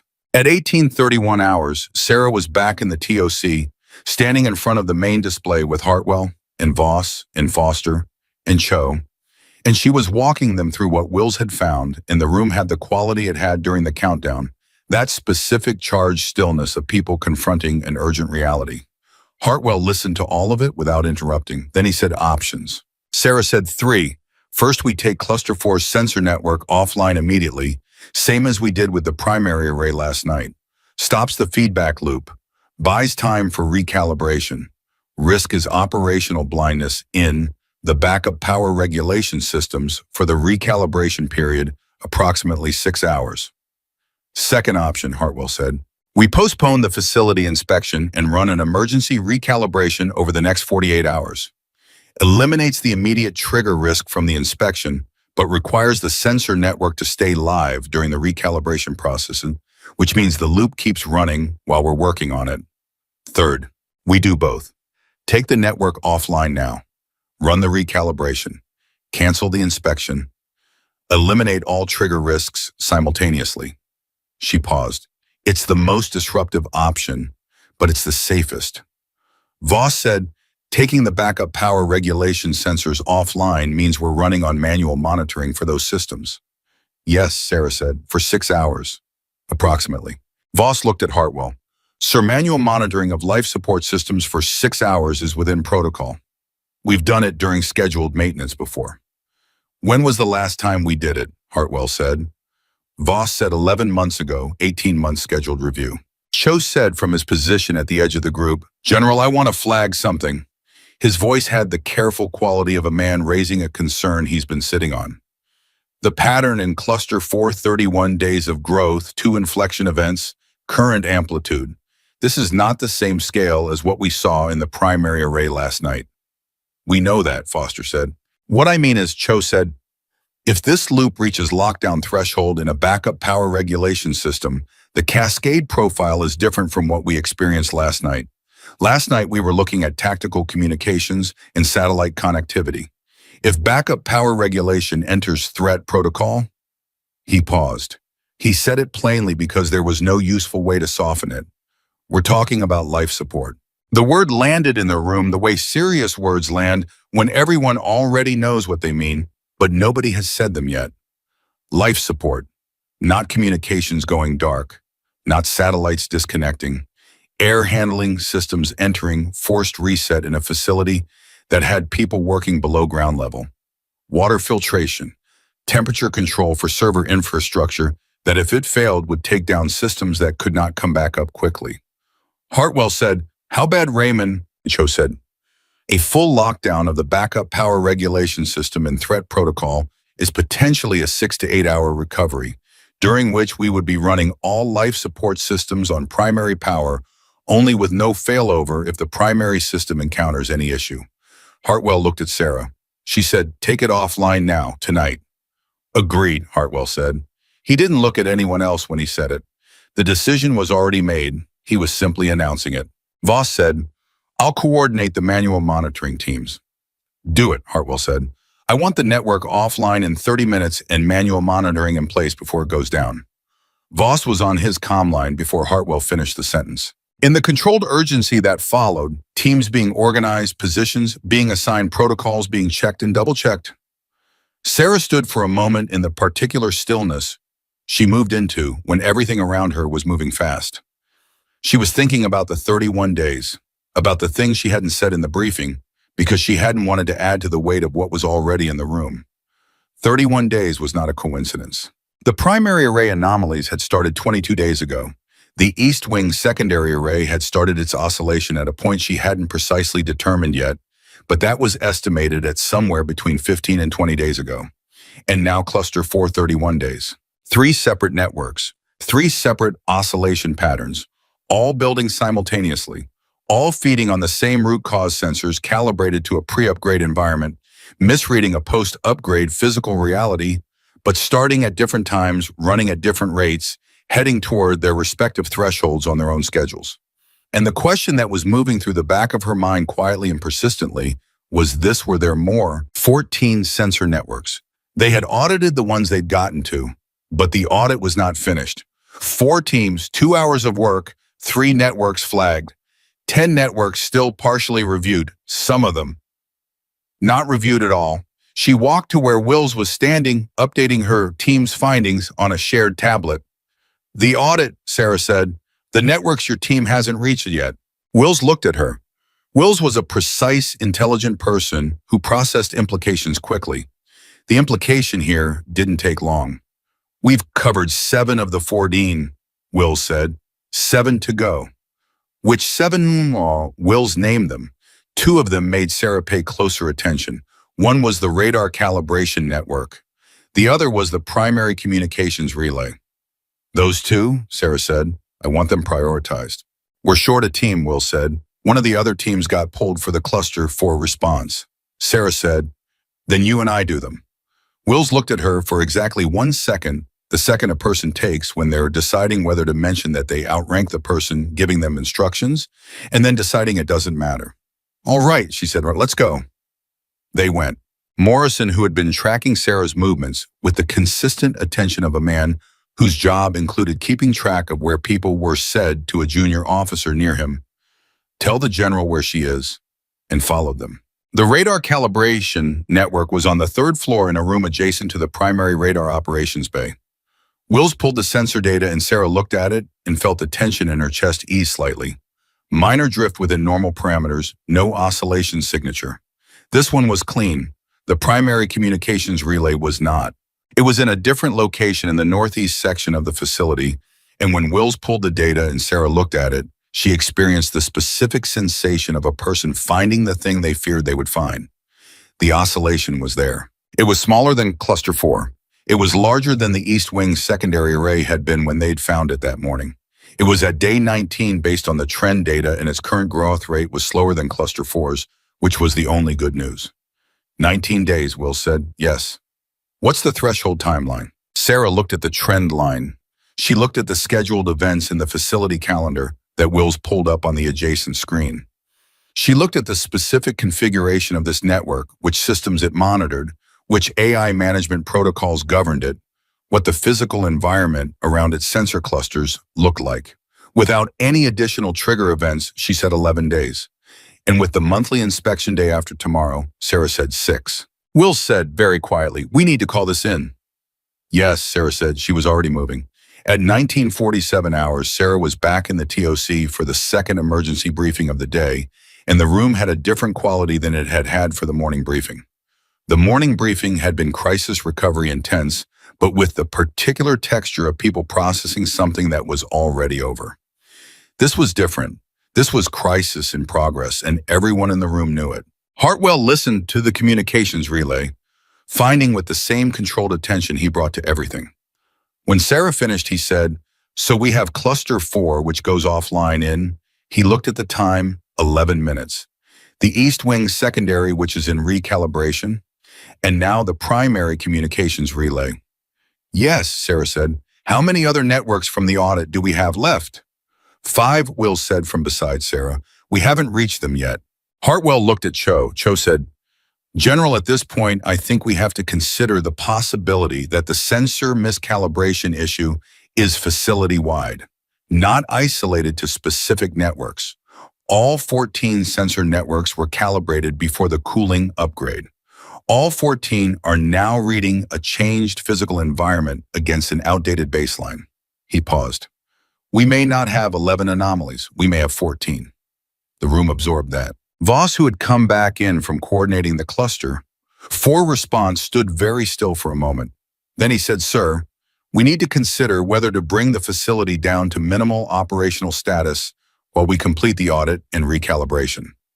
Hartwell said, define minimal operational status. Skeleton crew, essential monitoring only. Suspend all non-critical operations until we have a clean baseline across all 14 networks. Voss paused. It would take 36 hours, possibly 48. 48 hours of reduced operations at a facility that coordinated defense across multiple states. Hartwell said, the communications cost. Significant, Voss said. We'd need to route essential communications through the backup relay at Langley. It's capacity limited but functional. Hartwell looked at Sarah. Is Voss's assessment correct? Are we looking at a facility-wide problem? Sarah said, I don't know for certain. I haven't seen the remaining 5 networks. But based on the pattern of what we've found so far, she paused because she was a person who did not speculate beyond what the evidence supported, and what she was about to say was at the edge of that line. I think the probability that all 5 remaining networks are clean is low.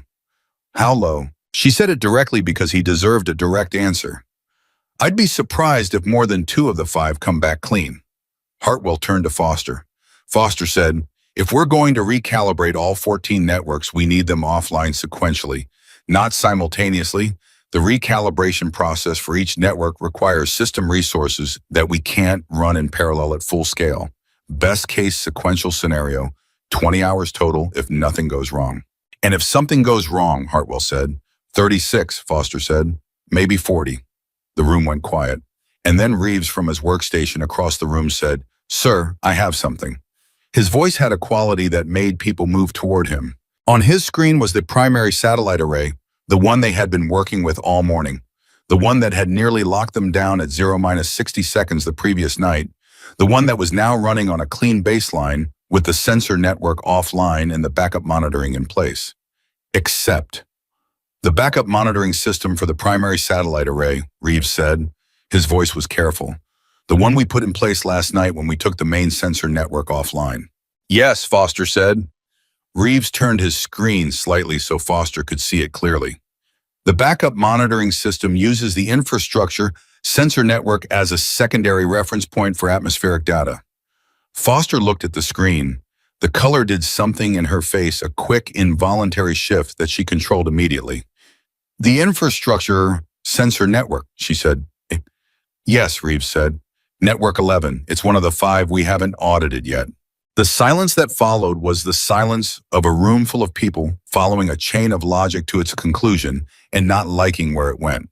If Network 11 was miscalibrated and it was feeding atmospheric reference data to the backup monitoring system they had put in place for the primary satellite array, then the backup monitoring system was reading bad data, which meant their confidence that the primary array was stable was based on a potentially compromised reference, which meant they might not know what the primary array was actually doing. Pull up Network 11, Sarah said. Reeves pulled it up. They all looked at it. The oscillation was there. Day 26. Amplitude currently mid-range. Growth rate steady. It was not at the threshold. It was not about to cascade. But it was there and it was running and it was feeding data into a backup monitoring system they had trusted because they had put it in place as a fix. They had fixed a problem and the fix had a problem. Hartwell said, can we isolate the primary satellite array from Network 11's reference data? Foster said, yes, but then we're running the array on minimal monitoring, just the internal telemetry, no environmental reference. Is that safe? For how long, Foster said. However long it takes to recalibrate Network 11. 6 hours on Network 11, Foster said. Running the primary array on internal telemetry only for 6 hours is within acceptable parameters. It's not comfortable, but it's within parameters. Hartwell said, do it. Voss said, sir, I want to revisit my recommendation about minimal operational status. His voice was controlled, But there was something underneath it, not quite urgency, but its first cousin. We are now looking at Cluster 4 offline East Wing secondary and recalibration, primary communications relay, flag network 11, compromised in an unknown status on 4 additional networks. We have been patching as we find problems. I think we are past the point where patching is the right approach. The room was very quiet. Voss looked at Hartwell. We need to take this facility down to minimal status and do it right, Voss said. All at once. Clean. Sarah's framework. Foster's protocol full recalibration across all 14 networks in a controlled sequence. He paused. If we keep patching and we miss something, we could end up with multiple networks cascading simultaneously. That's not a 60-second countdown. That's a problem we don't have a plan for. It was the longest speech Voss had given all day, and it was the most important one. Sarah looked at him. She looked at the man who had grabbed her arm and told guards to use force and pointed a finger in her face and told her she didn't belong here. She looked at the man who had walked across the room at 700 hours and said I was wrong. She looked at him, standing in front of Hartwell, making the hardest recommendation available. And she thought this is what it looks like when someone decides to do the right thing instead of the comfortable one. She said, Voss is right. Hartwell looked at her. I came here to fix the primary array, she said. What we found today is that the primary array was a symptom. The facility has a systematic calibration problem across every sensor network. Fixing them one at a time under operational pressure with the risk of trigger events in the schedule, we're going to miss something. And the thing we miss is going to be worse than what we've caught. She paused. Take it down, do it right, get clean. Hartwell looked at the main screen. He looked at the green indicators that were green because they were currently being carefully managed, not because the system was genuinely healthy. He looked at the time, 203 hours. He made the decision the way he made all decisions, quickly, completely, without visible hesitation. Derek, he said, draft the minimal operations order. I want it in front of me in 30 minutes. Yes, sir, Voss said. Ellen, start sequencing the recalibration order for all 14 networks. Prioritize the ones with active oscillations. I want the sequence locked before we begin. Yes, sir, Foster said. Raymond? Cho looked up. I need you on a secure call with the Langley backup relay in the next hour. They need to know we're coming. Understood, Cho said. Hartwell turned to Sarah. You'll oversee the calibration verification, he said. When each network comes back online, I want your sign-off before it goes back to operational monitoring status. Sarah said, I'll need Wills with me. She's the best technical reader in your facility. Hartwell looked at Wills, who was standing slightly behind Sarah, with the expression of someone who has had a very unusual day and is processing it in real time. Sergeant Wills, he said. Wills came to attention. You're attached to Ms. Bennett for the duration of the recalibration process, Hartwell said. Whatever she needs. Yes, sir, Wills said. Morrison, standing at the edge of the group, caught Sarah's eye. He made a small gesture, barely a nod, the kind of acknowledgement that doesn't need words because words would be too much. She acknowledged it the same way. At 20:34 hours, Voss put the minimal operations order in front of Hartwell. Hartwell read it, made 2 changes, and signed it. The order went out to all facility personnel at 20:41 hours. The Mountain Ridge Tactical Operations Center began its controlled shutdown to minimal operational status at 2100 hours. It was not dramatic. It didn't look like crisis from the outside. It looked like a facility conducting a planned maintenance operation, which was exactly the framing in the official communication. Teams moving deliberately. Systems being handed off. Monitoring responsibilities shifting to skeleton crew stations. The big screens still running, but showing less essential feeds, only the facility's vital signs, rather than its full situational awareness. Sarah moved through it all, checking, listening, noting. She had her tablet in one hand and Wills at her side, and they moved through the facility in a systematic pattern that covered ground efficiently and thoroughly. At 22:18 hours, they reached the last of the 5 unaudited networks. It was the building management system, the network that monitored structural elements, door systems, physical security infrastructure. Low drama in terms of operational impact, but foundational in a way that mattered. Wills pulled the data. They both looked at it. Clean, no oscillation, no drift, calibration, baseline intact. It was the first network they had found completely clean since starting the audit that afternoon. Will said, "That's one." "Yes," Sarah said. She made a note in her tablet. Then she looked at the summary she'd been building across the day, 14 networks findings for each one, severity ratings, recalibration priority. She looked at it the way you look at a map when you've finally covered all the territory and can see the whole shape of the land. 13 networks with calibration issues of varying severity. One clean, the clean one happened to be the building management system, which was the network with the least interaction with the post-upgrade airflow corridors because its sensor clusters were in areas the cooling upgrade hadn't directly affected, which confirmed completely what she had suspected since the morning. The cooling upgrade had changed the physical environment across most of the facility.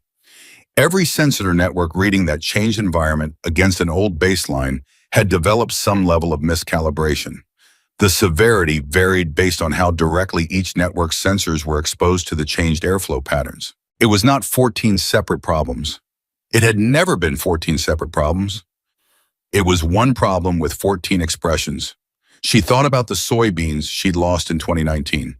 She thought about standing in the East Field at dawn, looking at 17 acres of damaged crops, trying to trace the failure back to its source, following the water through the irrigation lines until she found the pump that had started the cascade. Same problem, different field. "Let's go back," she said to Wills. "We have work to do." They went back. In the Mountain Ridge Tactical Operations Center, running at minimal status with its skeleton crew and its essential feeds in its 14 sensor networks in various stages of being made right, held through the night.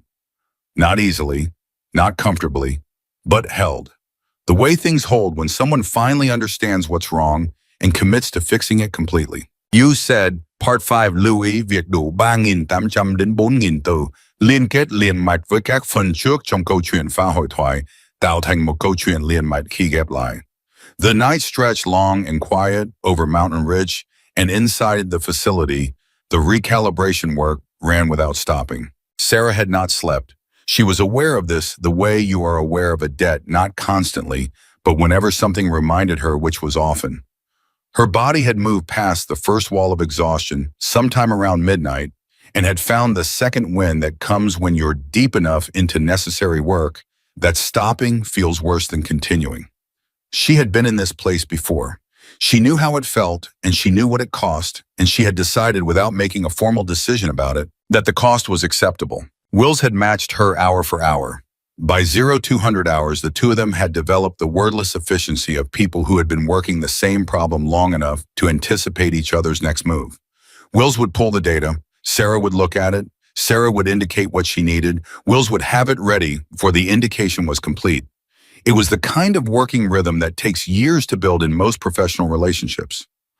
They had built it in 8 hours, which said something about both of them. Foster had gone to a cot at 0130 and come back at 0330, red-eyed and sharper for it.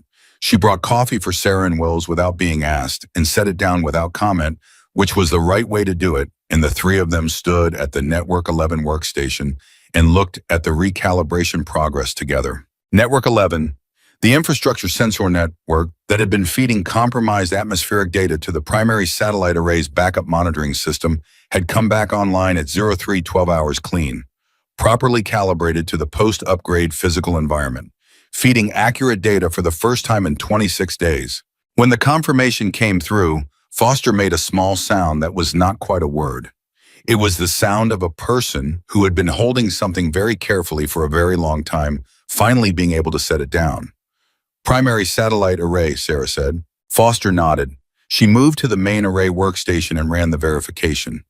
The primary satellite array reading against a now accurate atmospheric reference showed nominal across every telemetry point. No drift, no synchronization delay. Clean. That's 4, Will said. 4 networks fully recalibrated and verified. 10 to go, the work continued. At 0447 hours, the thing that Sarah had been quietly afraid of happened. Network 7. The secondary radar calibration system came back online after recalibration, and the verification check showed a problem. Not the oscillation problem. Something different. Something that wasn't supposed to be there. Reeves, who had also not slept, and whose eyes had the specific quality of a person running on Will, alone caught it first because he was the one running the verification. Foster, he said, his voice was very controlled. Foster came. She looked at the screen. She said the same words she had said at 0 - 60 seconds the previous night. What is it? Sarah said, already moving toward them. Reeves said, the recalibration process for Network 7 found a hardware fault in sensor cluster 9. Not a calibration issue, actual hardware degradation. One of the pressure sensors is reading intermittently. It works, then it doesn't, then it works again. He looked at Sarah. It's been doing this for, he checked the fault log, 61 days. 61 days. Sarah stood very still. The cooling upgrade, she said. Reeves said was 63 days ago. 2 days after the upgrade completed, a hardware fault had appeared in a pressure sensor in the secondary radar calibration network. Not dramatic, intermittent. The kind of fault that looks like noise and gets logged and doesn't get escalated because each individual reading is within parameters and the pattern of intermittency is too subtle to flag against calibration drift. But for 61 days, this sensor had been providing unreliable pressure data to the radar calibration system. Not consistently wrong, intermittently wrong, which was harder to catch and harder to compensate for. Radar accuracy, Sarah said to Foster, over the last 60 days. Foster pulled the data. She ran the comparison. It took 4 minutes during which no one spoke, and when Foster looked up from the screen, her face had gone the color of someone who has confirmed a fear. 0.3% degradation in precision tracking accuracy, she said. Over 60 days, below the alarm threshold, but cumulative. She paused. It's within operational parameters, but it's not what it should be. Voss, who had come in for his shift at 0400 and was at his station across the room, looked up. He had heard enough. He crossed to them in 8 steps and looked at the screen himself and said nothing for a moment. Then he said, the fault sensor needs to be replaced. Yes, Foster said, before Network 7 comes back to operational monitoring status. Yes. Do we have the part? There was a pause that was slightly too long. I'll check inventory, Reeves said. He checked. The answer came back in 3 minutes and the answer was no. The specific pressure sensor that had failed was a component in the quantum-grade sensor array infrastructure, and Mountain Ridge kept 2 spares of most components. But this particular model had seen its spare used 11 months ago, and the replacement order had been submitted but was listed in the procurement system as pending due to supply chain delays from the manufacturer. The part was not in the facility. The part was, according to the procurement records, sitting in a warehouse in Reston, Virginia, waiting for a scheduled delivery that was not due for 11 more days. Voss said, get me the procurement officer now. At 0503 hours, Voss was on a secure call with both the Mountain Ridge procurement officer and a logistics coordinator at the Reston warehouse, and the conversation had the quality of a man who had decided something was going to happen and was communicating that decision to people who would make it happen. I need that part on a vehicle by 0530, Voss said. I need it at this facility by 0900. You will make that happen. There was some discussion on the other end of the call about authorization and scheduling and standard delivery protocols. Voss listened to approximately 30 seconds of it. Then he said very quietly, are you familiar with what this facility does? What we coordinate from here? What goes dark if our radar calibration system is compromised? He paused. That part leaves Reston at 0530. I'll have the authorization paperwork to your supervisor before you hang up this call. The part left Reston at 527. Sarah, who had overheard the call from 15 feet away, looked at Morrison, who was standing beside her. Morrison said, he does that well. Yes, Sarah said, he does. By 0600 hours, 8 of the 14 networks had been recalibrated and verified. 6 to go. The facility was holding at minimal operational status, and the skeleton crew that had been running through the night was beginning to show the particular fraying that comes at hour 18 of sustained concentration. Not failure, not mistake, but the slight slowing of response that happens when the human body asserts its requirements against the demands of the situation. Hartwell came in at 0615. He had slept for 3 hours. Sarah could tell by the quality of his alertness, which was sharper than it had been at midnight, but not fully rested. He looked at the progress board Foster had set up, which showed the status of all 14 networks in a visual display that Sarah had suggested and that Foster had built in 20 minutes because Foster could build things quickly when she understood what she was building. He looked at it for a long moment. 8 verified, he said. Yes, sir, Foster said. Network 7 still pending the hardware replacement. Part arrives at 0900. Replacement and recalibration estimated at 90 minutes. Network 7 back to verified status by approximately 10:30. Hartwell nodded. He looked at the remaining 5 networks 4 in progress, 1 not yet started. He did the math. Full verified status by when, he said. 1,400 hours, Foster said. Conservatively, if nothing else unexpected comes up. Hartwell looked at Sarah. She said, that estimate is accurate if the remaining networks come back clean. If any of them have hardware issues like Network 7 add time. What's your read, he said. More hardware faults. She considered it genuinely because he deserved a genuine answer rather than a reassuring one. The sensor cluster that failed in Network 7 was in a location with direct exposure to the changed airflow from the cooling upgrade.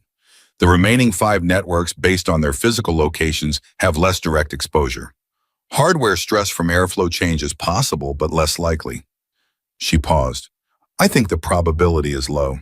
But I thought we'd find 2 compromised networks yesterday morning, and we found 13. Hartwell almost smiled. Honest answer. It's the only kind I know how to give. He looked at the progress board again. Then he said, what do you need? It was the question he had been asking her in various forms since 4 in the morning, 2 days ago. She had noticed that he asked it consistently and acted on the answers immediately, and she had come to understand that this was not a professional courtesy, but a genuine operational principle, that he considered the provision of necessary resources to be part of his job in a way that some commanders didn't. She said, more coffee and another 4 hours. Hartwell said to the nearest junior officer, coffee, and to Sarah, you'll have both. The part arrived from Reston at 0851, 9 minutes early, which told Sarah something about the phone call Voss had made. The replacement took 73 minutes faster than estimated because Wills handled the physical installation with a precision that impressed even Foster, who had high standards and expressed them directly. Network 7 came back online at 10:44, verified clean at 10:59. 9 down, 5 to go. At 11:12 hours, Reeves found the second twist. He had been running a cross-verification check on the networks that had already come back online. Sarah's protocol, which required that each verified network be checked against all other verified networks to confirm they were reading consistently with each other. It was a step that added time to the process and that 3 people had suggested skipping to save time, and that Sarah had declined to skip because cross-consistency verification was the specific check that would have caught the facility's original problem if it had been in the protocol from the beginning. She was not going to skip it now, and because she had not skipped it, Reeves found the inconsistency. 2 of the verified networks, Network 3 and Network 8, were reading atmospheric pressure data that was consistent with each other, but inconsistent with the other 7 verified networks by a margin of 1.1%. 1.1% was small. It was below any single alarm threshold, but it was consistent between 3 and 8, and it was inconsistent with everything else. And Sarah had spent 2 days teaching this room that consistent small anomalies were more important than their size suggested. She looked at the numbers for 30 seconds. Then she said, Networks 3 and 8 share a sensor corridor. Reeves pulled the facility schematic. He looked at it. He looked at her. Southeast Maintenance Corridor, he said, Level 2. The cooling upgrade installation teams use the Southeast Maintenance Corridor as their primary access route, Sarah said, for 18 months of installation work. Foster said slowly, the physical traffic through that corridor during installation, tools, equipment, personnel, the installation hardware itself, change the pressure dynamics in that specific corridor, Sarah said, differently from the rest of the facility because the installation activity was concentrated there. The sensors in that corridor calibrated to construction phase conditions. The recalibration we just did corrected for the post-upgrade environment, but not for the residual effect of 18 months of heavy construction traffic. She paused because the next thing she was going to say was the kind of thing that needed a moment before it. Networks 3 and 8 are correctly calibrated, she said, to an environment that no longer exists. The construction phase ended. The corridor returned to normal use. but the sensors remember the construction. The room was very quiet. Voss said, "That's a different problem from what we've been fixing." "Yes," Sarah said. "It means the recalibration protocol we've been using is correct for the cooling upgrade impact, but incomplete for the construction impact." "Yes." "Which means—" He stopped. He looked at Foster. Foster said it. "Which means every network with sensors in the Southeast Maintenance Corridor may need a second recalibration against the current environment, not the upgrade environment, the current post-construction, post-upgrade environment." "How many networks have sensors in that corridor?" Hartwell said. He had appeared beside them without anyone noticing, which was a quality he seemed to have. Reeves pulled the schematic again. He counted. He said 5. 5 networks, 3 of which had already been verified and were currently back in operational monitoring status. Sarah said, "We need to pull 3 and 8 back offline." "We just verified them," Reeves said, not arguing, just noting. "I know," Sarah said. "Pull them back offline. And we need to check the 3 other networks with Southeast Corridor exposure 2, 6, and 12 before we verify them." Hartwell looked at Foster. "Timeline impact." Foster did the math in her head. "Add 4 hours minimum, possibly 5. 1,800 hours for full verified status," Hartwell said. "Yes, sir, if nothing else comes up." He looked at her. She said, "I know, but nothing else came up." Networks 3 and 8 came back offline and were recalibrated to the actual current environmental conditions rather than the upgrade phase conditions. And when they came back online the second time, they were consistent with all other verified networks within acceptable margins. And Reeves checked and double-checked the consistency because he was that kind of person now, and it held. Networks 2, 6, and 12 were recalibrated using the updated protocol that accounted for Southeast Corridor conditions, and they came back online clean, and the cross-verification checks passed. At 17:43 hours, Network 14, the last one, came back online.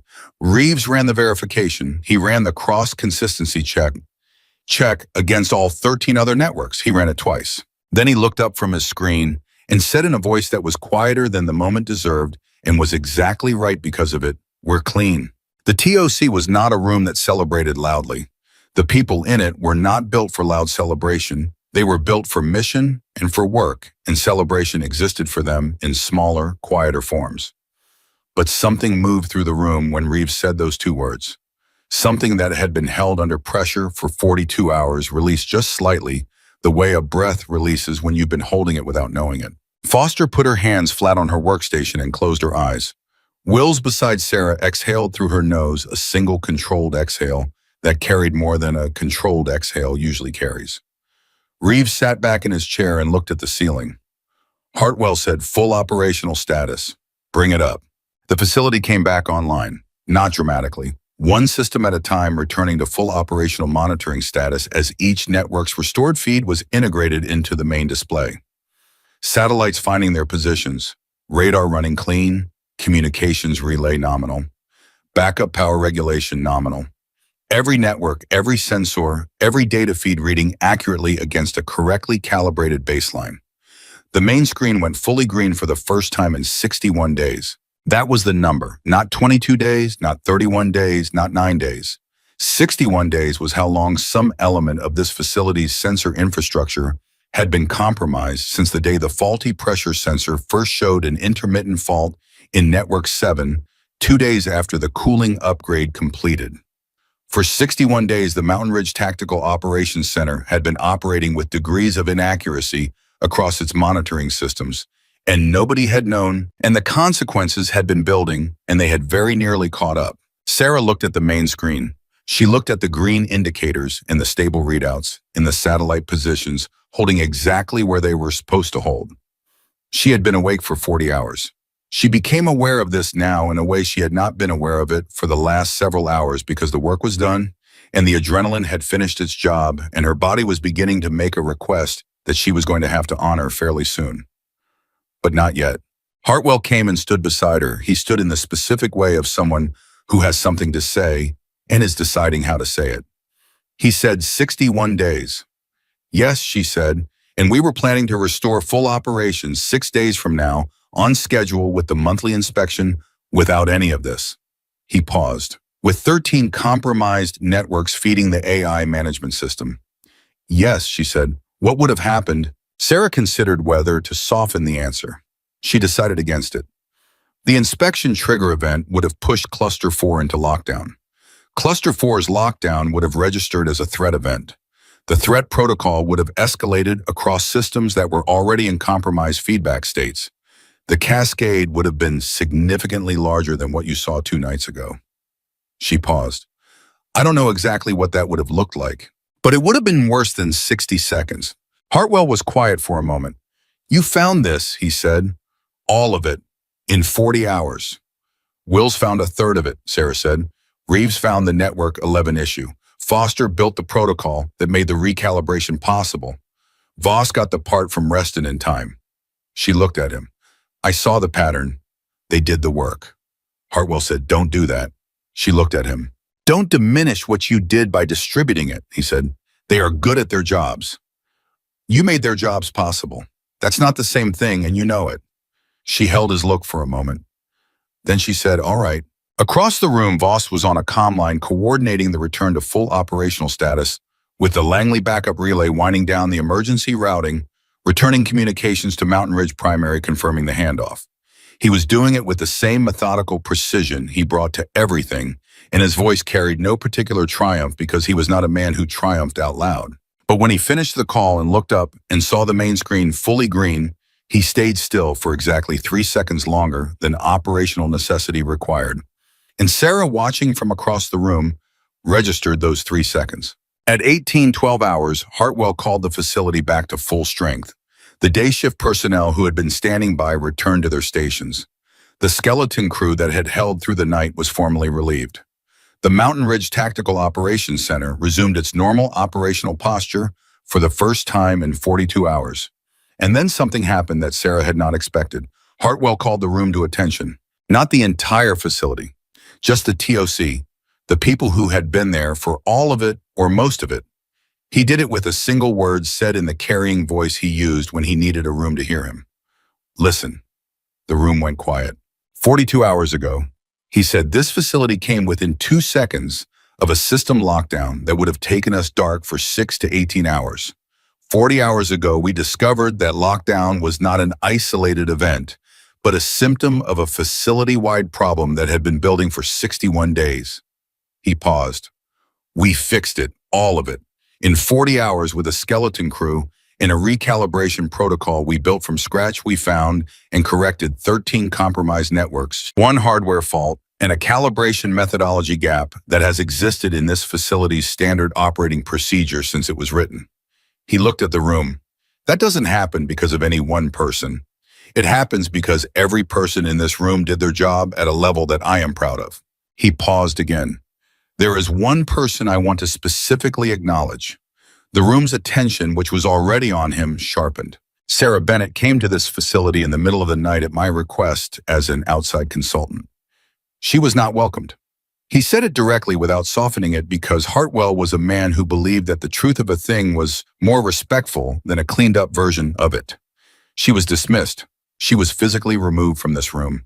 And she was right, and we were wrong. And this facility is operational today because she refused to leave and refused to stop saying what she knew to be true. He looked at Sarah. General, she started. I'm not finished, he said, not unkindly. She stopped. Ms. Bennett, he said, does not have a security clearance. She does not have a military rank. She does not have a degree in quantum systems engineering or advanced AI management or satellite telemetry. He paused. She has something rarer. She knows how systems breathe. She knows what they sound like when they're healthy and what they sound like when they're not. And she knows the difference at a level that none of us in this room, with all of our credentials and all of our training, she knows it at a level none of us reached before she walked through that door. He looked at her steadily. That is a form of intelligence that this facility did not know it needed until it needed it desperately. The room was completely silent. Sarah looked at Hartwell. She looked at the man who had called her in the middle of the night because someone had given him her name and he had been desperate enough to listen, and she thought about what it had cost him to make that call and what it had cost him to stand in front of this room and say what he had just said. She said, I just know how systems behave. Hartwell said, yes, you do, and this room is going to spend a long time learning to think the way you think. From across the room, Reeves said quietly and without self-consciousness, already started. A few people laughed. Not a lot, but enough. Voss did not laugh, but he looked at Sarah across the room and he gave her a single nod, short, direct, unambiguous. The nod of a man who had revised a judgment and was living with the revision without drama. She nodded back. Morrison was beside her again. He had a way of appearing at her elbow in the right moments that she had stopped being surprised by. You should sleep, he said. I know, she said. We have quarters. I know, she said again. Give me 5 minutes. He gave her 5 minutes. She used them standing at the edge of the main floor looking at the room in full operation. Looking at Reeves at his workstation running cross-consistency checks, not because anyone had asked him to, but because he had understood in the last 40 hours why they mattered. Looking at Foster at her terminal, already writing the updated standard operating procedure, the one that would include mandatory environmental sensor recalibration after any physical facility modification, and cross-system correlation analysis as a standard monitoring framework and human review before any AI threat protocol escalation. Looking at Wills, who had found her way back to her regular station, but who was running her monitoring checks differently than she had run them 72 hours ago, with a wider lens watching for conversations between systems rather than performance within them. The room had changed, not in any way that would show up on an organizational chart or a facility inspection report, but in the way it was looking at things and the questions it was asking of its data and the connections it was drawing between systems that it had previously treated as separate. That was the thing that mattered more than the recalibration. The recalibration fixed what was broken. The change in how the room looked at things was what would prevent it from breaking the same way again. Sarah picked up her jacket from the back of the chair where she'd left it, the jacket with the torn shoulder seam. She put it on. She thought about Jim Carver handling her East Field.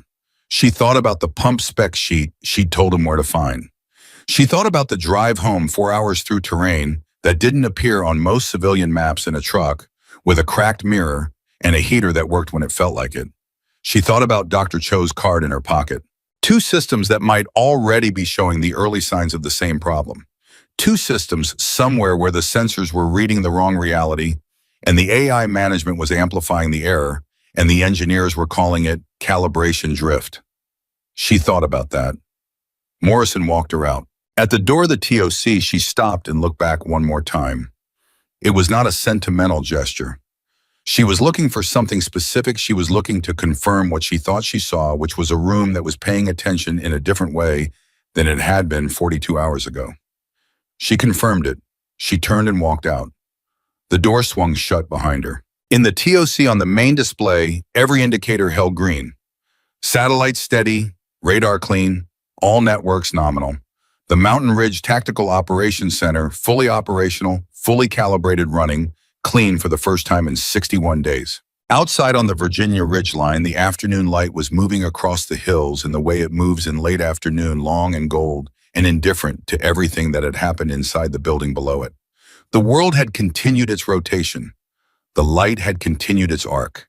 And in a facility buried into the rock of a mountain that didn't appear on civilian maps, a room full of engineers had learned to listen to the building. A farm girl from rural Virginia had come into the most sophisticated military command center in the continental United States with mud on her boots and had saved it not by being the smartest person in the room, not by having the best credentials, not by knowing the most about quantum systems or satellite telemetry or AI management protocols. She had saved it by understanding one thing completely and without exception that the room had forgotten. Every system is in conversation with every other system. Listen, and it will tell you what it needs. Ignore it long enough, and it will tell you anyway, just louder and at a time of its choosing. Sarah Bennett had listened, and the silence that followed was not emptiness. It was the sound of something working the way it was always meant to work.